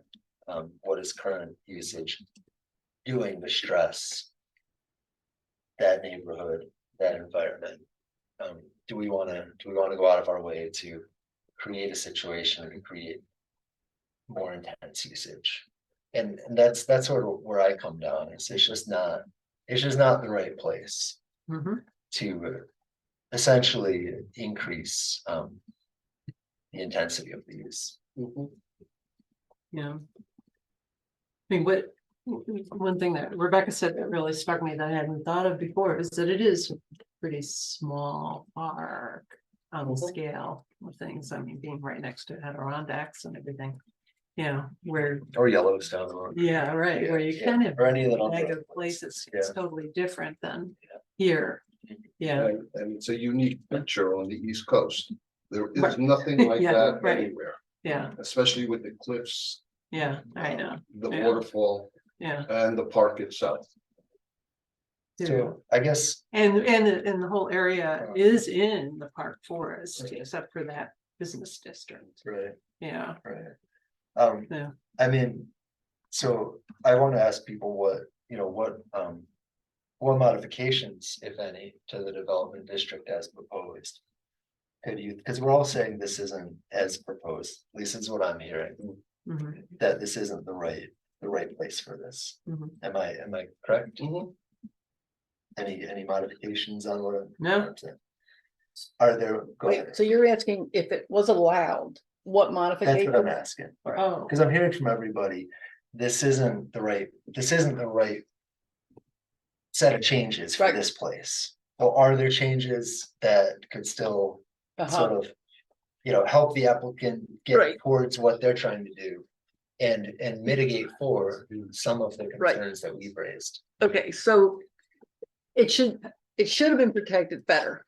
We should have done a better job before. It shouldn't have things in there. So the number of permitted uses is disturbing. Okay, gas station. Totally wrong. Yeah. So if this is the only opportunity, and that's why I'm not sure, it's if the board could have another way to tackle this, to say, well, we've got to at least get rid of that gas station allowance, because that will destroy, there's just, I mean, we saw with Jacksonville, right? It destroyed that town. It could happen again. And so if we could go, I mean, and I'm saying a lot of restrictions, but you start kicking off all those allowable uses out of there, so that we now start to control what does happen at that particular location. And so we make it's a compromise, and we're saying, okay, this is our chance to get a better grip on what can happen there. I mean, he does care about making it beautiful, you know, what are But, safe ways to do that? right? Yeah. So Right. the restrictions, so 75 is a lot. I mean, we're gonna have to start talking about what's the real capacity. What do we do to protect the ground? What, I don't even know if it's possible. Honestly, the more you put people in there, the more resources they're gonna use. And hotels use toxic chemicals to clean everything. It's just a fact, because people want to see white tubs and white toilets. They don't want to see all the hard water and everything. So, but no, if that's the only structure we allow to go high, nothing else can go high.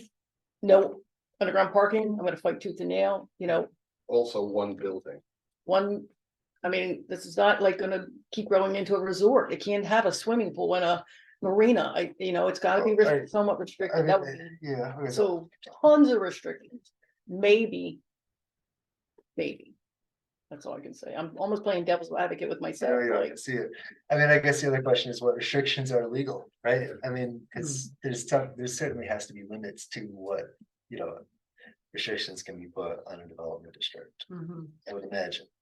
I don't. Not according to I some don't of the think so. districts that we have. Some of those restrictions go pretty far. I mean, Yeah, our other development districts. my way, the best I can understand is they're all were as zone, once we decided we would do zoning, there were like little like little car repair place or the boat place. They're pre-existing. One building pre-existing, and they go, well, we can't kick them out, that's not right, and it's not right to say, well, you're always gonna be in, variance. We'll make you a little development district that can perpetuate, and that's how we dealt with them. Yeah. That is what we've used development. We've not run into, oh, we now want to expand this to this capacity. That's why we kind of haven't dealt with this Yeah. before. Yeah, right. So this That's is good point. a Yeah. different way Yeah. that they want to use the development district in terms of scope and scale. I would argue that this isn't really, it's not really. The way I mean, it's not the way development districts have been used, but also when you read about the development districts, I just want to grab some language out of it.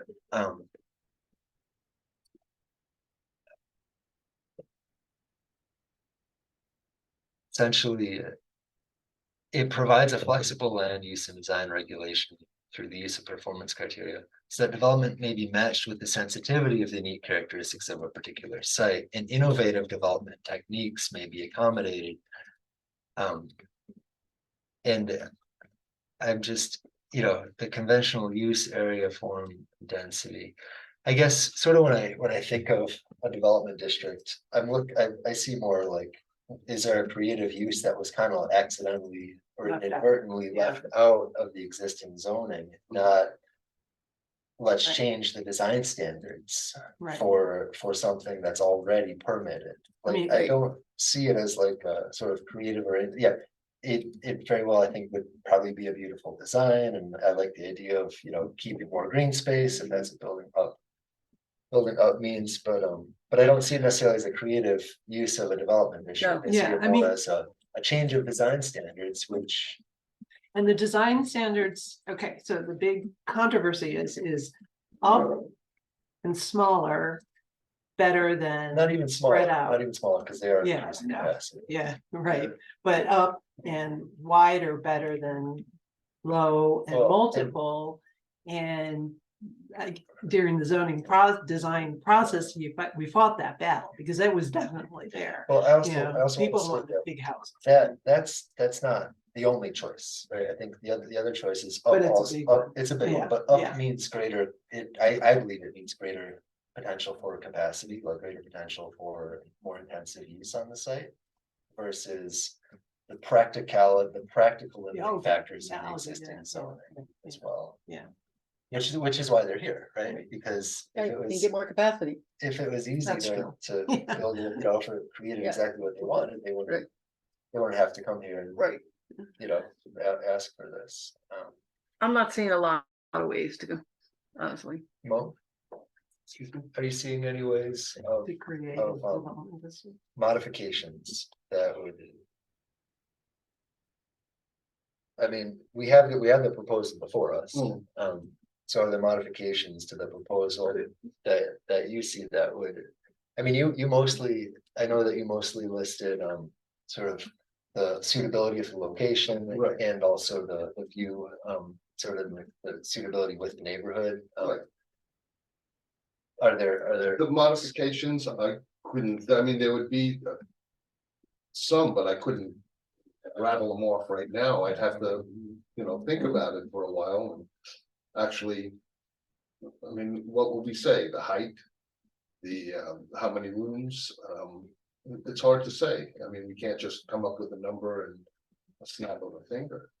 We have to Yeah, it really is. think about that. And it's a lot And it of, would be another discussion that we would have to have yeah, Yeah. right. after I reviewed, everything that goes on. I think so. Peter, you're gonna have a privilege of the floor for this? for this one? Yeah, we might, I mean, I think after our discussion, I think it would be wise. to Sure, but welcome limits. comments, but yeah, there'll be limits, absolutely. I think we'll do the probably 3 minute per speaker. Yeah, so I personally don't see modifications that would work, given the sensitivity of the site and given that greater capacity, which is really what what's at stake here is, you know, the use is already allowed in zoning, like there's an opportunity to have the things that are in the plan, like tourism industry, economic development, jobs, like that's all available. Like there can be a hotel, when you increase that height, you really do increase I believe, the intensity of the usage, which I don't think is appropriate for here. That's me. Square footage. Yeah, and square footage, Yeah. For this site, I think somewhere else, I would be having a much different Yeah. thought process. Oh, totally. Mhm. This is all about is to get the right It's there. Teganic, it's right next to the Yeah. lake. This is all about that. It's kind of like the most sensitive of the sensitive Mhm. sites. But I don't know, do people want to table this? Do you wanna, or maybe we could have a privilege of the floor and then resume discussion? I'm thinking, you know, I would like to reach a consensus tonight, but if that's not possible, we could also table it to another meeting. What are folks thinking with the discussion right now? I think it's worth trying to see if we're at consensus now.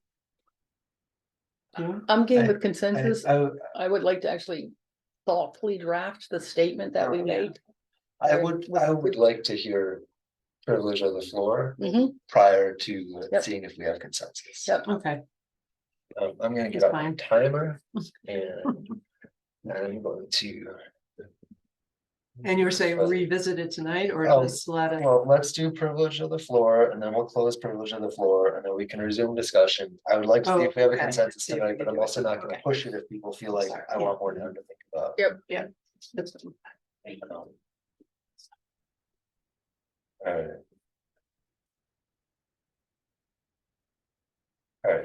Alright, who would like to speak? Yeah, come on up. Mac Travis? Correct. Remembered from last time.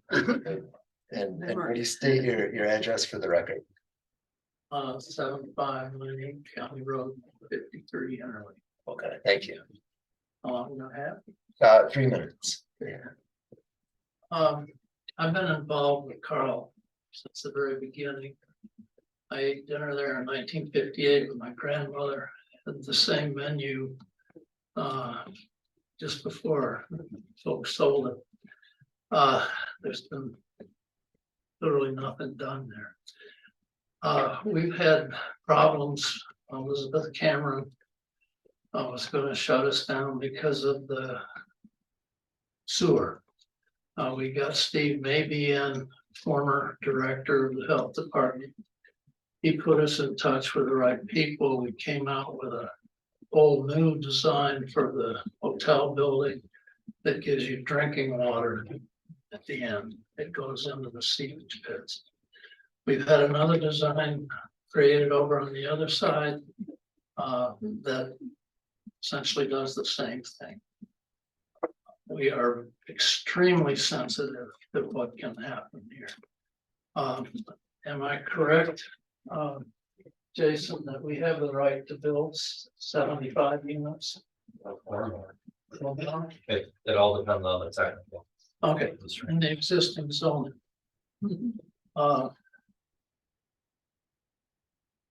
Carl fought long and hard here to build buildings instead of a tent. Finally, he just said the heck with it and put together an enchantment garden. I've got photos of the 3, were they 30,000 gallon tanks that are in the underneath all that nice flat spot now that used to go level to the road that catches all the runoff. He does not do anything halfway. He does not do anything that's going to harm the environment. This may not be a concern for you, but you don't get any tax revenue from a tent. You get a heck of a lot of tax revenue. And he's got the right to build 75 units according to the architect anyway. And having built some 45 different projects myself, you want it as aesthetically attractive to bring people to this area. I mean, you've got a gold mine. And bringing the public to Gigantic Park. Certainly the trails can handle it. It's not like it's crowded. So I would urge you to reconsider. You don't want a Super 8 spread across the site, I'm sure. At least give them a chance, to put together a design. It will guaranteed meet all the environmental issues that Rebecca's brought up. Thank you, and that's time, thank you. Anybody else?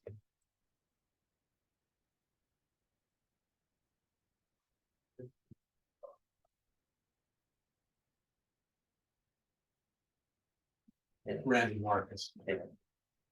Randy, why don't you state your relation to the applicant? You don't need to give us your address, just for our record. Okay, attorney for Mr. Musco. All right, thank you. I had the impression, listening to the comments made tonight, that the very detailed and thorough supplemental submission that Jason provided a week ago perhaps hasn't been read, or if it's been read, it hasn't been digested.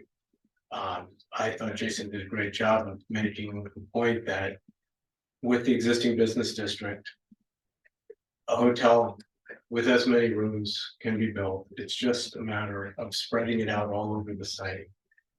The idea here from the start was to build up and not out, to minimize the impact on the environment by having a single structure containing the hotel rather than 4 or 5 separate structures, 20,000 square feet each, which is allowed, which if that's what is going to have to happen, we don't need the development district. That can happen under zoning as a matter of right. And all the issues that have been noted regarding stormwater retention, drainage issues, septic issues, water supply issues, they're all the same, whether you have it in 4 or 5 buildings, you have it in 1 building. That isn't what's being considered here. That will all have to be approved, by the town, the state, in the course of the actual development review. It's a really narrow question that's being asked by the applicant. It's, can we build up to the height that would allow us to contain 75 rooms in a single structure, as opposed to spreading out over the whole site and having that greater environmental impact that would result. The environmental impact is not greater by being taller. If you have the same number of rooms, you can have the same number of people. You can have the same number of stays per year, whether you're in 5 buildings or in 1 building. And the whole issue is regarding the height, and the setback is another component, but of much less significance given the lack of impact that the change in setback would have. I would very much appreciate and encourage the board to read Jason's supplemental material.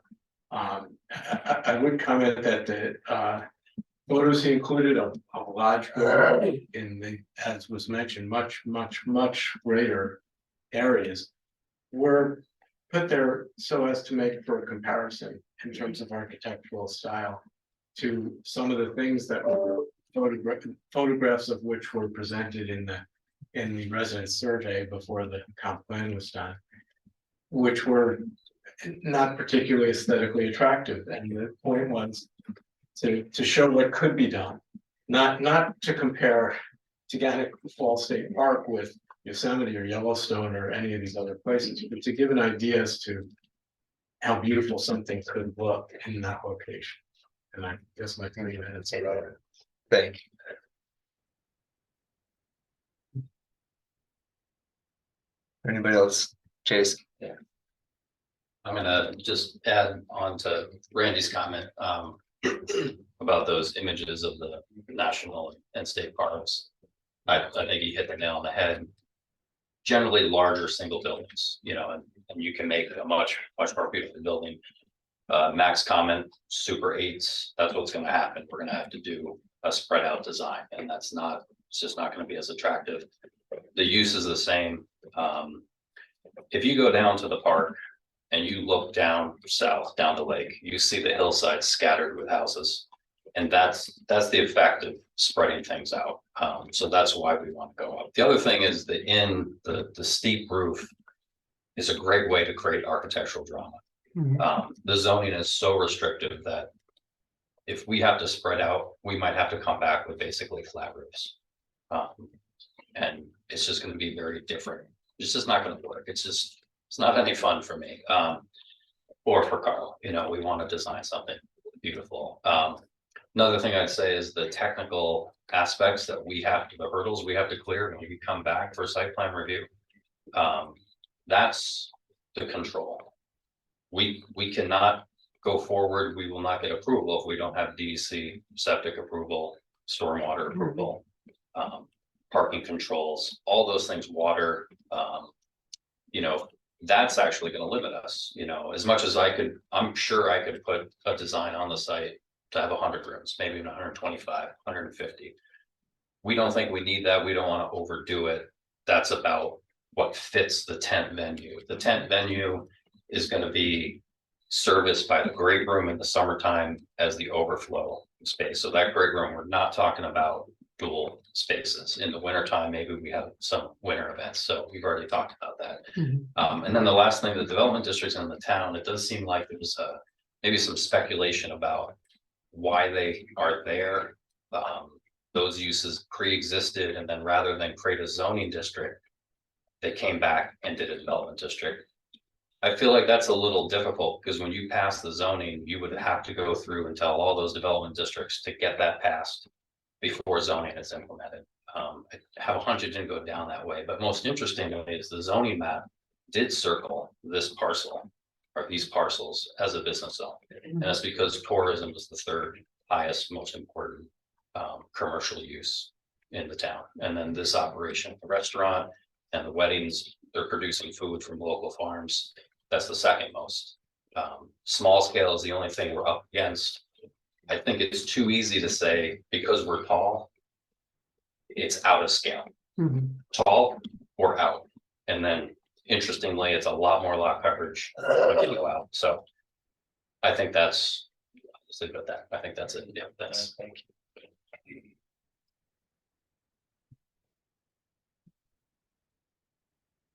Carl Nazarone. That's my address. 726 County Road 153. Rebecca, I sat in this room with you 8 years ago and you were tough on me with stormwater, but I can tell you one thing. Dealing with the DEC and the health department was much harder in dealing with our septic system. Our entire enchantment garden goes into holding tanks and those are pumped, so that's not part of the system. I've sat here now and it's really hard to be in that seat, as you can imagine, when you care about something as much as I do. I do hear a lot of contradiction and things I don't understand when you say that I'm in a forest, but I'm not in a forest. I have grass everywhere and the view shed. I don't understand how the building hurts the view shed. And so what I'm thinking is, has anybody been to the hotel since we've renovated it? I'd like to invite you all for a tour of my hotel so I can show you all the things we did in and out and all the work that went into it, and actually have you stand on the site, you know, above where the pond is, where you can actually see over the new hotel. So you really have an understanding of the topography and our concepts. And if you have a better idea, I'd like to hear it, but I'm open to finding a middle ground here because I build beautiful things. That garden is spectacular. And I don't think there's many people who could take a hill like that and create that level of intimacy and aesthetic. And I invite you all to please come over and let me give you a tour. Thank you. Is anybody else? I Rich? think it's a good idea. Right, to go there. Has everybody been there? I went there, yeah. I went up on the spot overlooking the pond and I walked around where the site would be, you know, where the building would be. I did that. So did I. I did read Jason's thing word for word. But I mean, if you go into the park and realize that when you're down where the concession stand is, you're never gonna see that hotel. Yeah, I mean, I'm in the park all the time. You know, you're just never gonna see it. It's all, there's so many trees that it's like invisible. It's, you know, we would never do anything to hurt the place and, but forcing my hand, giving me a 32-foot roof line, what can I do with that? Look what I'm competing with. That Victorian house is spectacular. I want to keep that the centerpiece. I'm not looking to compete with that, but it has to have that ilk. You know, we have one of the most successful businesses in this town, and the amount of commerce we're bringing is Carl. remarkable. Sorry. That's fine, that's fine. I know that you're passionate about it and, you know, clearly, you know, you do a good job with the hotel. Do people have questions for anybody that spoke, or do people have, additional thoughts based on? Okay, yeah. Karen, let's take you first. Please state your name and your address for the record.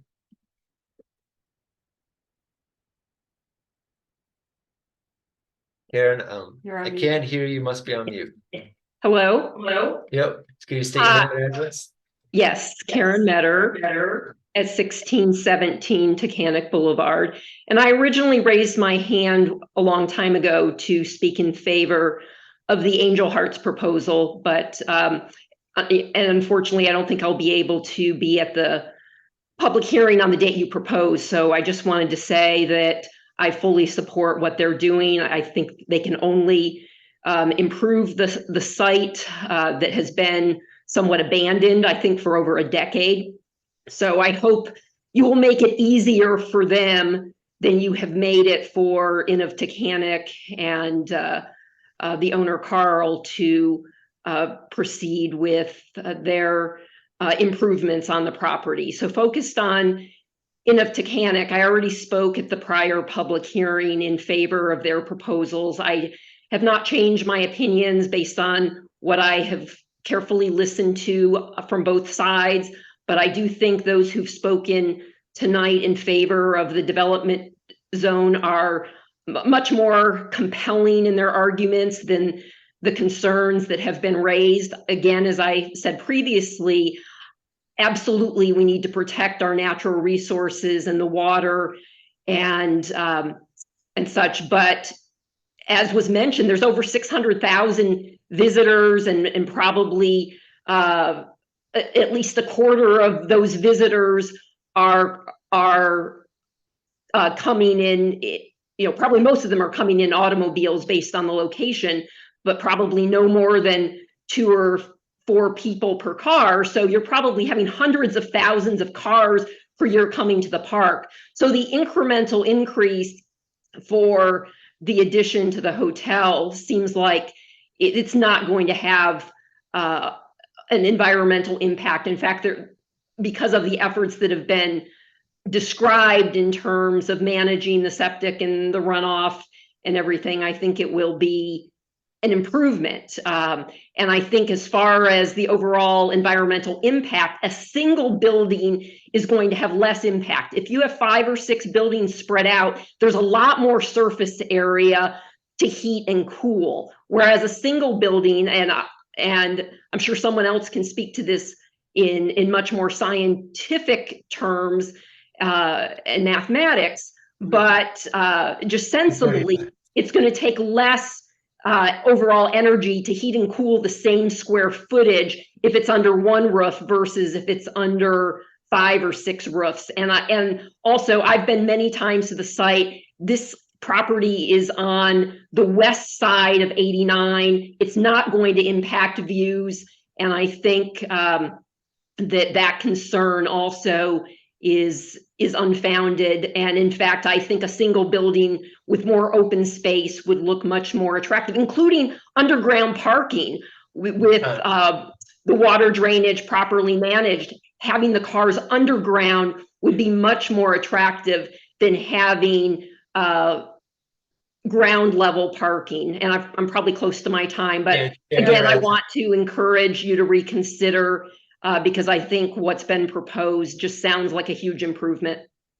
Thank you. Is this a public hearing? Because This is Not appropriate to privilege me. of the floor. so, And it's I mean, 3 people are gonna, minutes, and, giving people. but that's 3 like the minutes of public hearing. So all of a sudden, It's privilege Niels, of is the this floor. legit? I mean, we're, suddenly people are gonna It's- say, why wasn't I It's told it was gonna be privilege a of the public hearing? floor, Which we. Really, which is that we- legit? We have done that before. Really? I mean, we Okay. usually do a privilege of the I'm floor just at the making end of the sure that we're meeting. not, like, We've begun doing privilege of the floor at the beginning and the end of the meeting. um, Okay. For a few months. now. okay, Yeah. all right. Niels, is that correct? and We're allowed to do this as basically another public We hearing? used to do it. It's not not. A So we're public not, hearing, these it's are privilege not, of the like, floor. so these aren't being recorded? They are then being it's- recorded as part of the meeting. Yeah. I mean, The board did close the public hearing. that's the last true. meeting. That's Yeah, true. so I'm a little bit, I suppose this. I mean, I understood why we were having the people who are the Yeah. applicants speak. Yeah, that makes sense too. Right, Yeah. because, I mean, we're presenting information and they're the applicants, but I'm hearing comments that make it a public hearing to me. I find this, I mean, inappropriate. we, you know, have had privilege of the floor at the end of meetings, like years back.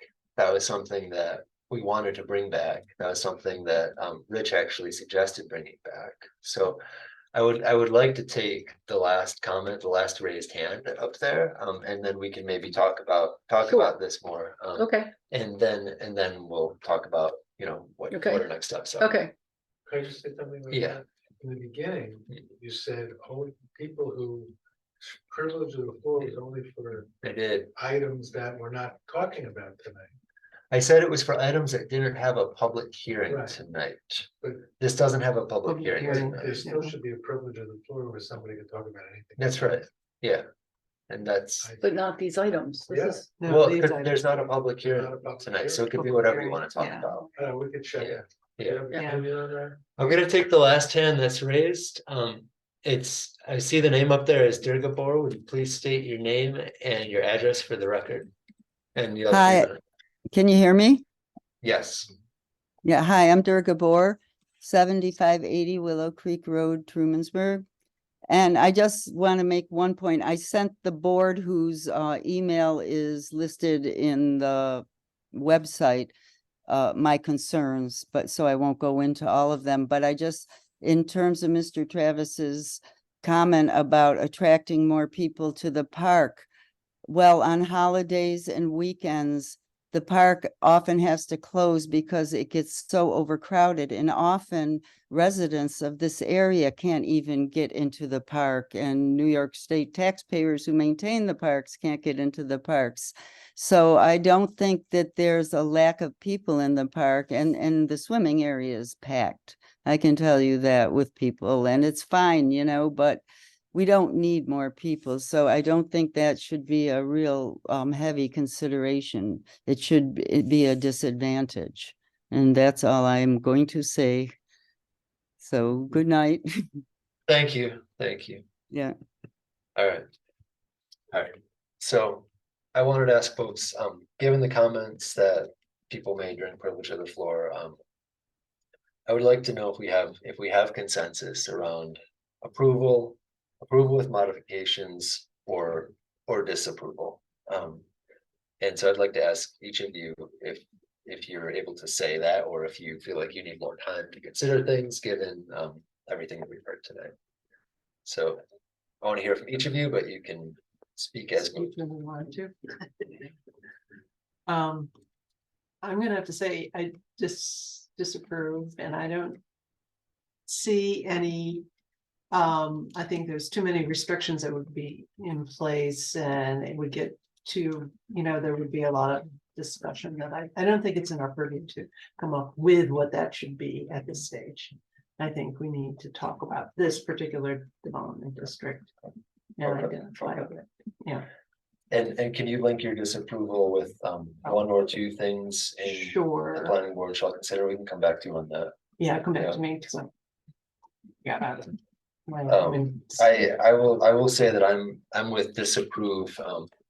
based on number two, the desirability of the proposed location being in the conservation zone and the sensitivity, I do not believe that this is the place to have a development district that the development district as proposed.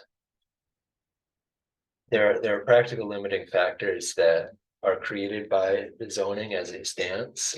There does not have to be 75 rooms on this location. I think that's a false choice. And I don't think this is the place to sort of change zoning that will encourage greater intensity of use. Because I think it's a sensitive enough location. I can give my justifications now. I essentially agree that the community can use more hotel space, you know, I'm not arguing that, but I think that this location is not desirable because of its fragility. So I also think that the proposed structure isn't consistent with the neighborhood character, from what I've seen of it so far, and the potential impact to the view shed and the neighborhood environment and all of that. The other key things are, as far as the comp plan is concerned, the two areas that I saw that there was a real conflict with was well, I didn't write them to tell you what they are. I wrote down the action 2.2C and 3.2A, and I can read those if you want to. Would you? Okay, hold on a second. Let me find it.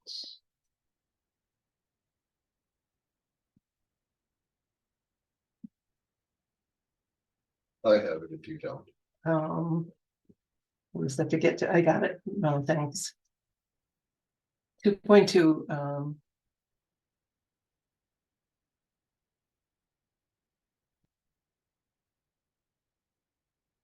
don't either. Hold on.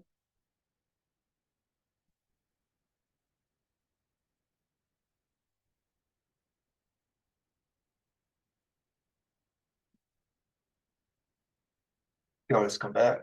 Yeah, I got 3.2. The big one was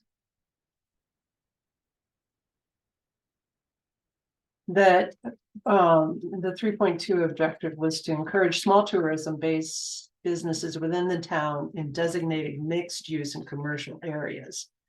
And this is a B1, but appropriate neighborhood scale uses that will benefit the local tourism industry may include bed and breakfast restaurants and special boutique type things, which is much smaller scale than we're talking about here.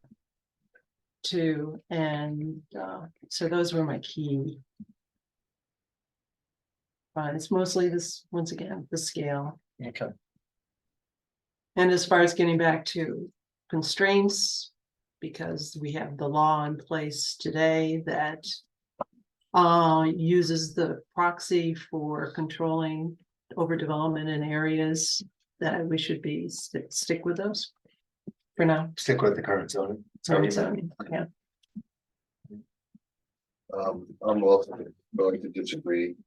On number 2, which is proposed location, and on number 6, which is the comp plan. Because in the comp plan, it does say to preserve natural resources, and that is a natural resource.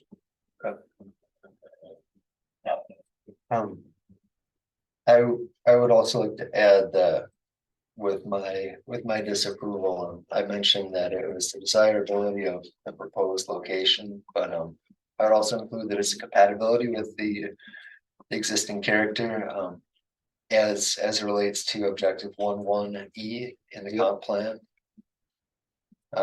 Enact zoning regulations to protect Cayuga Lake waterfront and ensure development that is consistent with the lakefront's existing character. And I do feel like the scale is it's not consistent with the character. And then I would also say that as far as like the desirability of the proposed location, protecting existing water, so it's a comp plan objective 1.2, it's protect existing water resources and maintain water quality.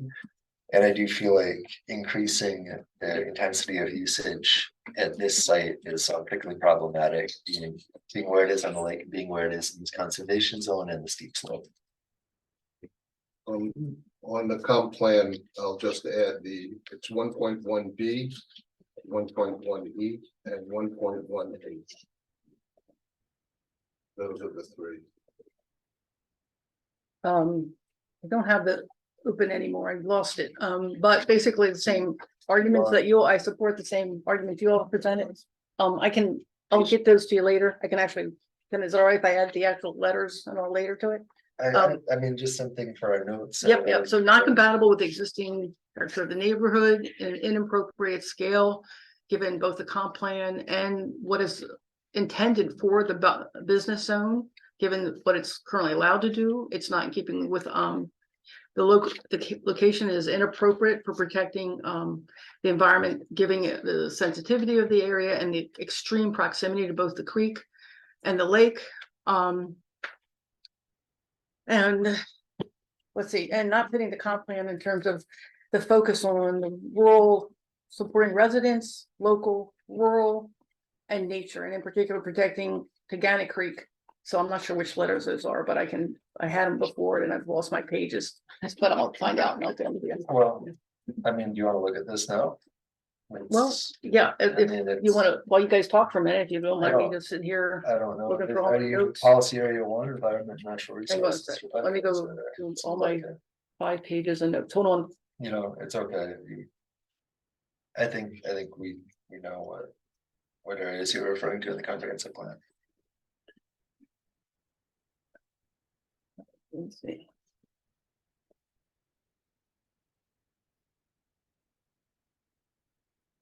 Okay, objective. All right, page 19, a strong desire to preserve the quality of the natural features that are critical to the town. And then to objective 1.2, more adequately protect the streams, including and in that measure to protect the quality and quantity of groundwater for our town residents. 2.1, protecting the rural landscape, making sure that high quality of life complements the existing rural character of the town and protects the value of natural environmental resources. 2.2, action A. 2.6, preserve and protect the town's rural characteristics. Encourage small action A. Encourage small tourism-based businesses within the town. Appropriate neighborhood scale uses that will benefit the local tourism industry may include bed and breakfast, restaurants, and specialty boutiques. Small scale, not large scale. Identify an appropriate 3.3. Identify an appropriate balance between limiting new development and creating a business-friendly environment. Policy area 4. Let's see. Community program seeks enjoyable ways for residents of the town to enjoy the natural, cultural, and historic resources. Policy area 5. Offer unique opportunities for small business owners, residents, and visitors. Town seeks to honor its rural sediment pattern and celebrate its natural beauties and resources. Objective 5.2. Enhance the assets that make the town of Ulysses a unique and desirable place to live while solidifying the identity of the town. Market the opportunity for outdoor activities, including swimming, boating, birding. All right, some more, but I'll have to go find them. Anyway, that's just a start. All right. Okay, All right. and I'm happy to elaborate more. I'll write them up. So I think, so we have a consensus to disapprove based on those reasons. What I think is very important is that our resolution is very reflective of our reasons. And what I would accept a motion for is to table this to give Niels a chance to write a resolution that reflects what we've spoken about tonight. That captures.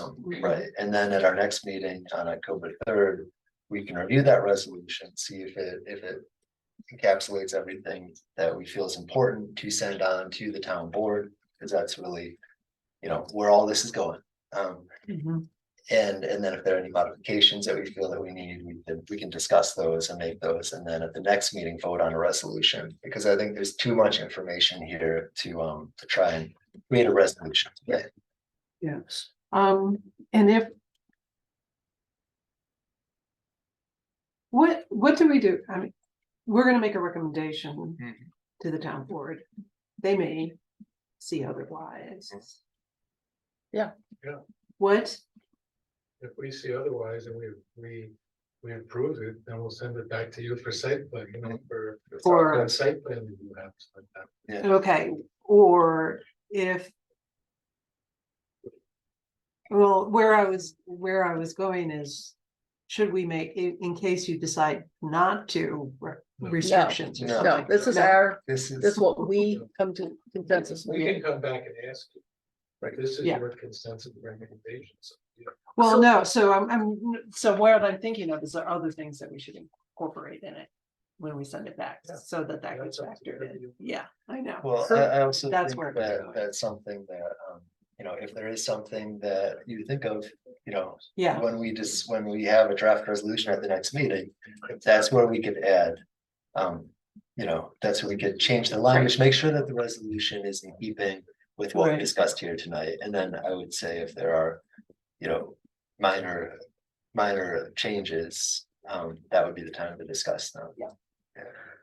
So I have a question, Niels, so previously, before we had you, and you're great, and you do really a great job organizing all this, you know. We used to sit and write these resolutions, and it would take time. I've done it, Yeah, so, and we could, but are you comfortable with taking what you've heard here tonight? Would it help to have little chunks of information sent to you, like in writing from each of us? What can we do to help with that process, since it's been done other ways in the past? So I believe I've heard, if you have more information that you had on, like Rebecca, you mentioned there was a couple of policies and stuff you may want to touch base on, let me know.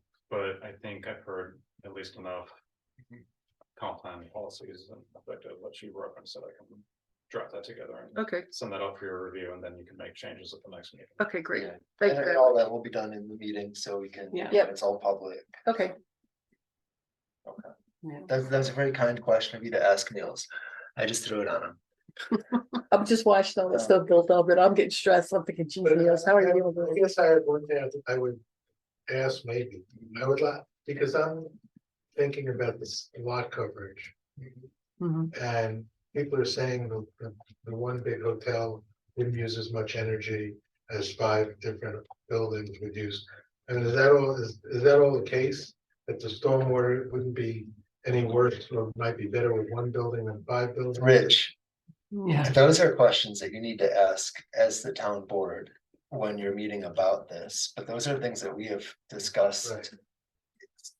quite a bit over the last, you know, several meetings, Yeah. and I don't think now is the time to answer them. I think if you want more information or us to consider different things, we're welcome, we're happy to come work with the town board. Right. So, I just wanted to hear, okay, and Rebecca, you must have an opinion on that. normally we have maps, careful maps, where we can actually look at those issues. We don't. So there are ways, I mean, we're not sure that 5 buildings could be done with 75 people in them and without doing the stormwater problem. So we don't, this is why Linda's asking at the beginning, how are we supposed to really evaluate this when we're given this very nebulous, oh, it's just one big taller structure. And so we don't have a really, I mean, if you really want to have them do it, say, give us 2 site plans, one way, one the other, show us, you know, let's look at this. We're doing the best we can And I with very think limited with information. what we could do is, Development district, Yeah. it's more bird's eye view, and it's more, you know, does this fit within the comp plan? And then if we want to get down to like, you know, stormwater, that's site plan, or you could ask for detail like that, like Rebecca just said. I mean, you're the town board. Also, I looked up for hotel rooms, what the fresh water is for one room. It's between 100 and 200 gallons a day. So 200 gallons for 75 rooms, that's 15,000 gallons of water used. So I'm not saying depending on that is, occupancy, yeah. I'm not saying that is or it isn't, but that's what the average is. Well, and I think all that falls into sort of the intensity of the usage, and that's why we have reached the conclusion, you know, part of why we reached the conclusion that we reached, but I would accept a motion to table, table this pending, our next meeting for review of a resolution. Yeah, I'll make Is that what, motion. it's a table? I mean, are I we don't just know. continuing Why that? don't we, is Are it we tabling it? continue, No, is we're it just table, continuing. is it adjourn? Right. A I don't- continuation, yeah, it's a Yeah. motion to continue to the next meeting. It's not Yeah. table. Okay. It's gonna be Second. second. Any discussion? All in favor?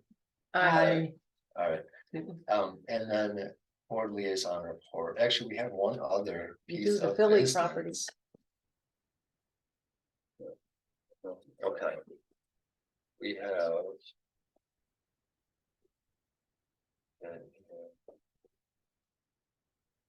All right. Yeah, Philly 2-lot land subdivision. While I get out my stuff. And is the applicant here tonight? All right, Ah. would you, this is a sketch plat review. So basically, have you done a land subdivision before? Yeah, last year, March of 15. Yes, that's right. I remember. This part. It's this one, yes. We've been through this before. And Exactly. because of some Yeah. issues, Mhm. it never got to the assessment office. Got it, okay. So we're doing a redo. Expired, Mhm. so we have to do it again. All right, I mean, this is a sketch plat.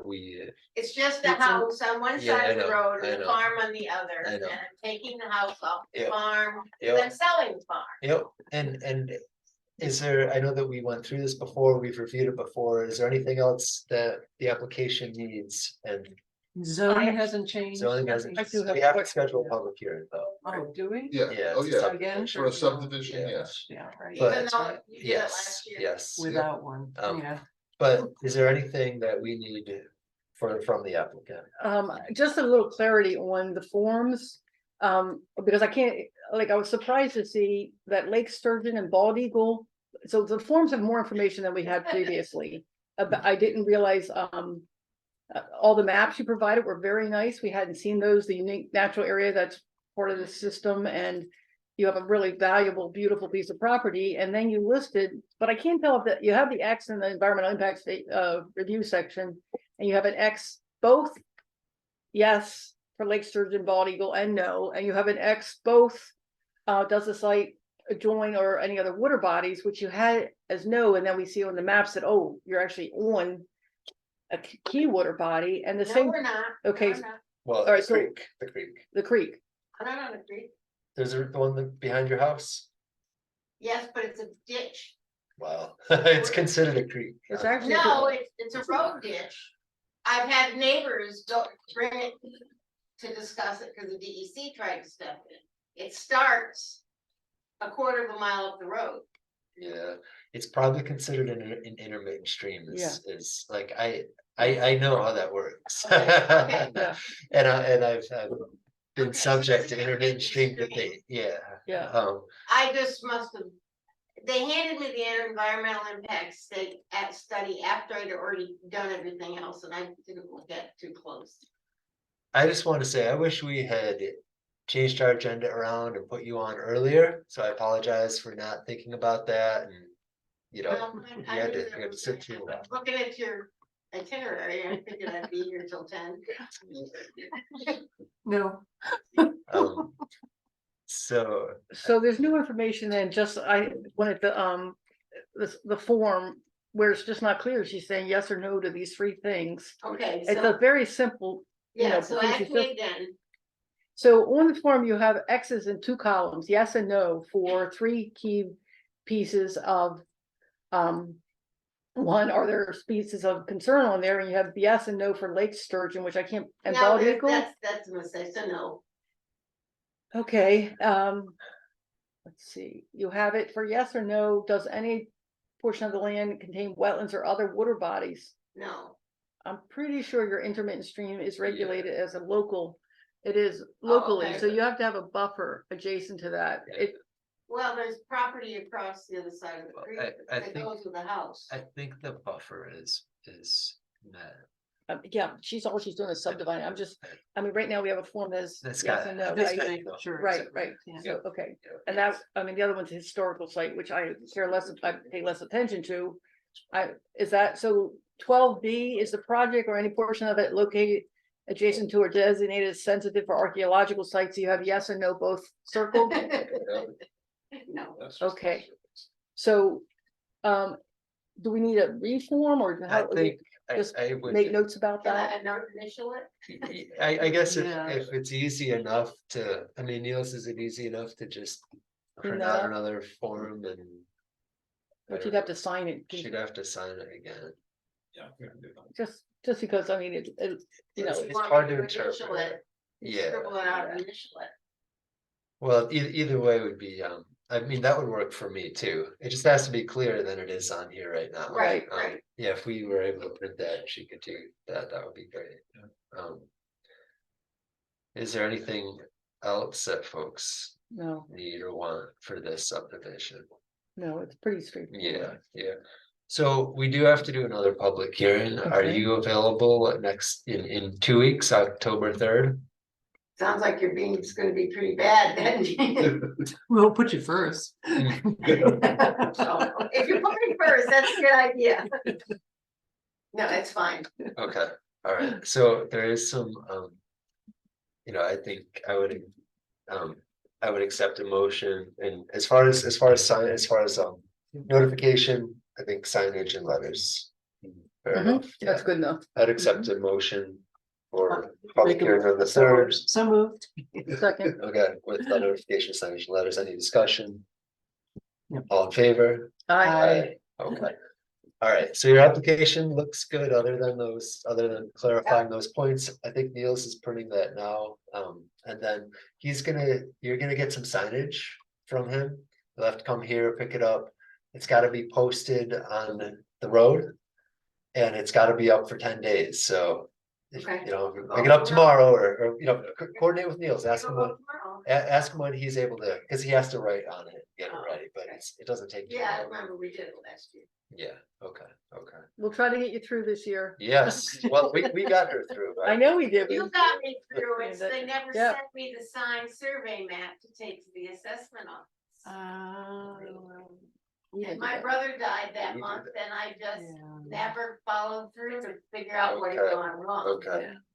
All right, It's too well, I'm bad. sorry to hear about It that. happens, you know? Um, all right, well, thank you very much. Yep. Um, I think that is, privilege of, Town- no, what, town, town board liaison report, yeah. Rich, your time to shine. Whatever word. Follow that one, okay. We're looking for the fifth member of the planning board. I think a couple- At least one interview scheduled for this Thursday. I have someone who's very interested. I'll send them your way. Yeah, send them the. Yeah. I said, I encouraged Michael to apply. I don't know if Michael Malpass applied or not, but he would be good as well. That's the one I was gonna, he really wants to do it. I sent him the application, so Oh, good, great. Encourage him, I don't think. it doesn't seem like he Okay. applied. Okay, but I will sure. nudge him. I will. He would be excellent. Carl. Oh, yeah, all right, Carl. Oh. Carl, what's your last name? I'm Kowski, Okay, from the tram this spring. It took- Oh, that's Yeah. right. and you came back for more. I considered applying in January, but Yeah. knowing that this tram had to go through, I didn't feel it was appropriate to Agreed, yeah, to try and get on the board at that point. yeah. No, Boy, it would have gone through faster. No, the We have not, BZA, we have not adjourned yet. I could not have fixed the BZA issues.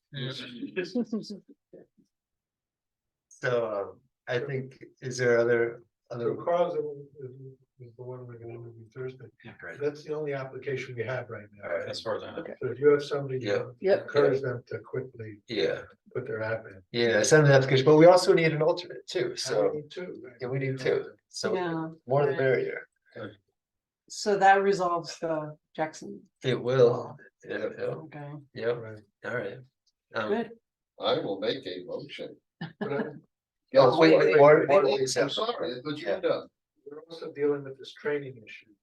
oh, good. Just me, I'm the only one, right? Now hasn't done his yet, but the beats. No, I haven't done mine yet. You haven't? No, Oh, you no, have? I was glad to get the delay. I gave it to November, right? I Right, told you I was, right. thank you. Yes. So, yeah. Yeah. Oh, no, no, okay. Yeah, so we're working on hopefully maybe having people just view the big meeting we had in person. So we're working on that. The budget is, everyone's deeply involved in the budget process right now. So can I Yeah. ask a question on that? So we just kind of talked about that, your question about the difference between big and Right. tall and what, we could get some kind of consulting advice on that if we had a Had a budget. budget. If we had a budget. Do we have a budget Do for we? that? I Yeah. think we do. Sure. We do? They're We've got, expensive. we've got money. Oh, okay. It may not be directly in the planning budget, but there is monies around to do things. That's- Because I think that would be. a But good- I feel, No, what- but in it, I To do the think town. Yeah. we need to know that answer. Yeah, Yes. what's the question? Okay, I think I wanna adjourn this meeting though, because I feel like I don't know, Oh. I don't think that. I don't know, we closed that hearing, we put it off to next time. I guess this is really the town board asking. us. Yeah. Alright, so Yeah. go ahead. Go ahead. I really wanna, before I vote.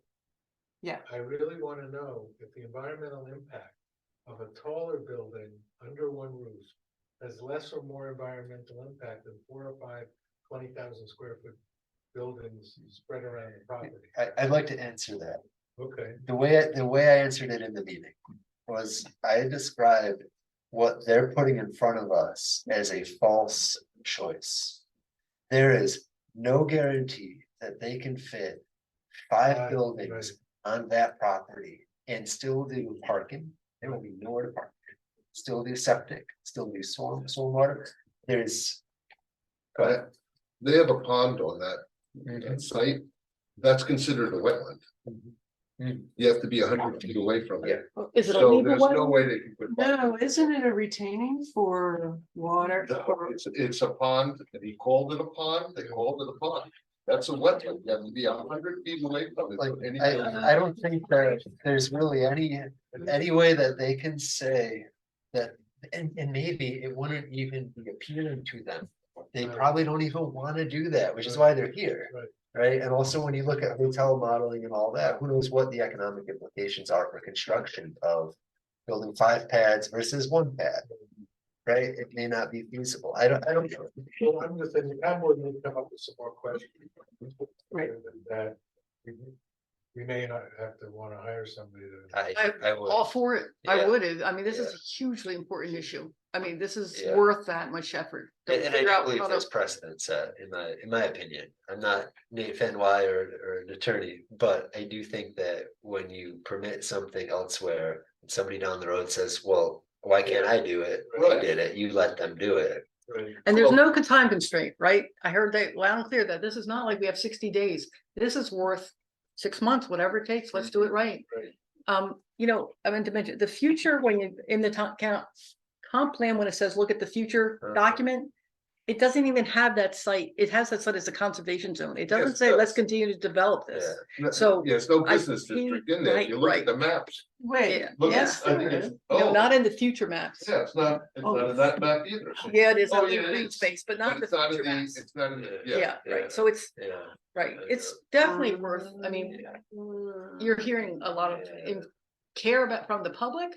You're hearing us have our concerns. It deserves a lot of attention. And the other piece too is they're talking a lot about the economic impact, but you know what? You can have a hotel there. It just doesn't have to be this big.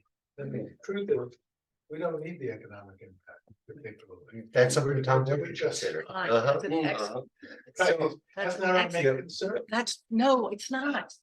It's really so I would support- accept supporting the community. a motion to adjourn. Adjourn. I already made the motion. Oh, second it. All in favor? I'm glad you were here.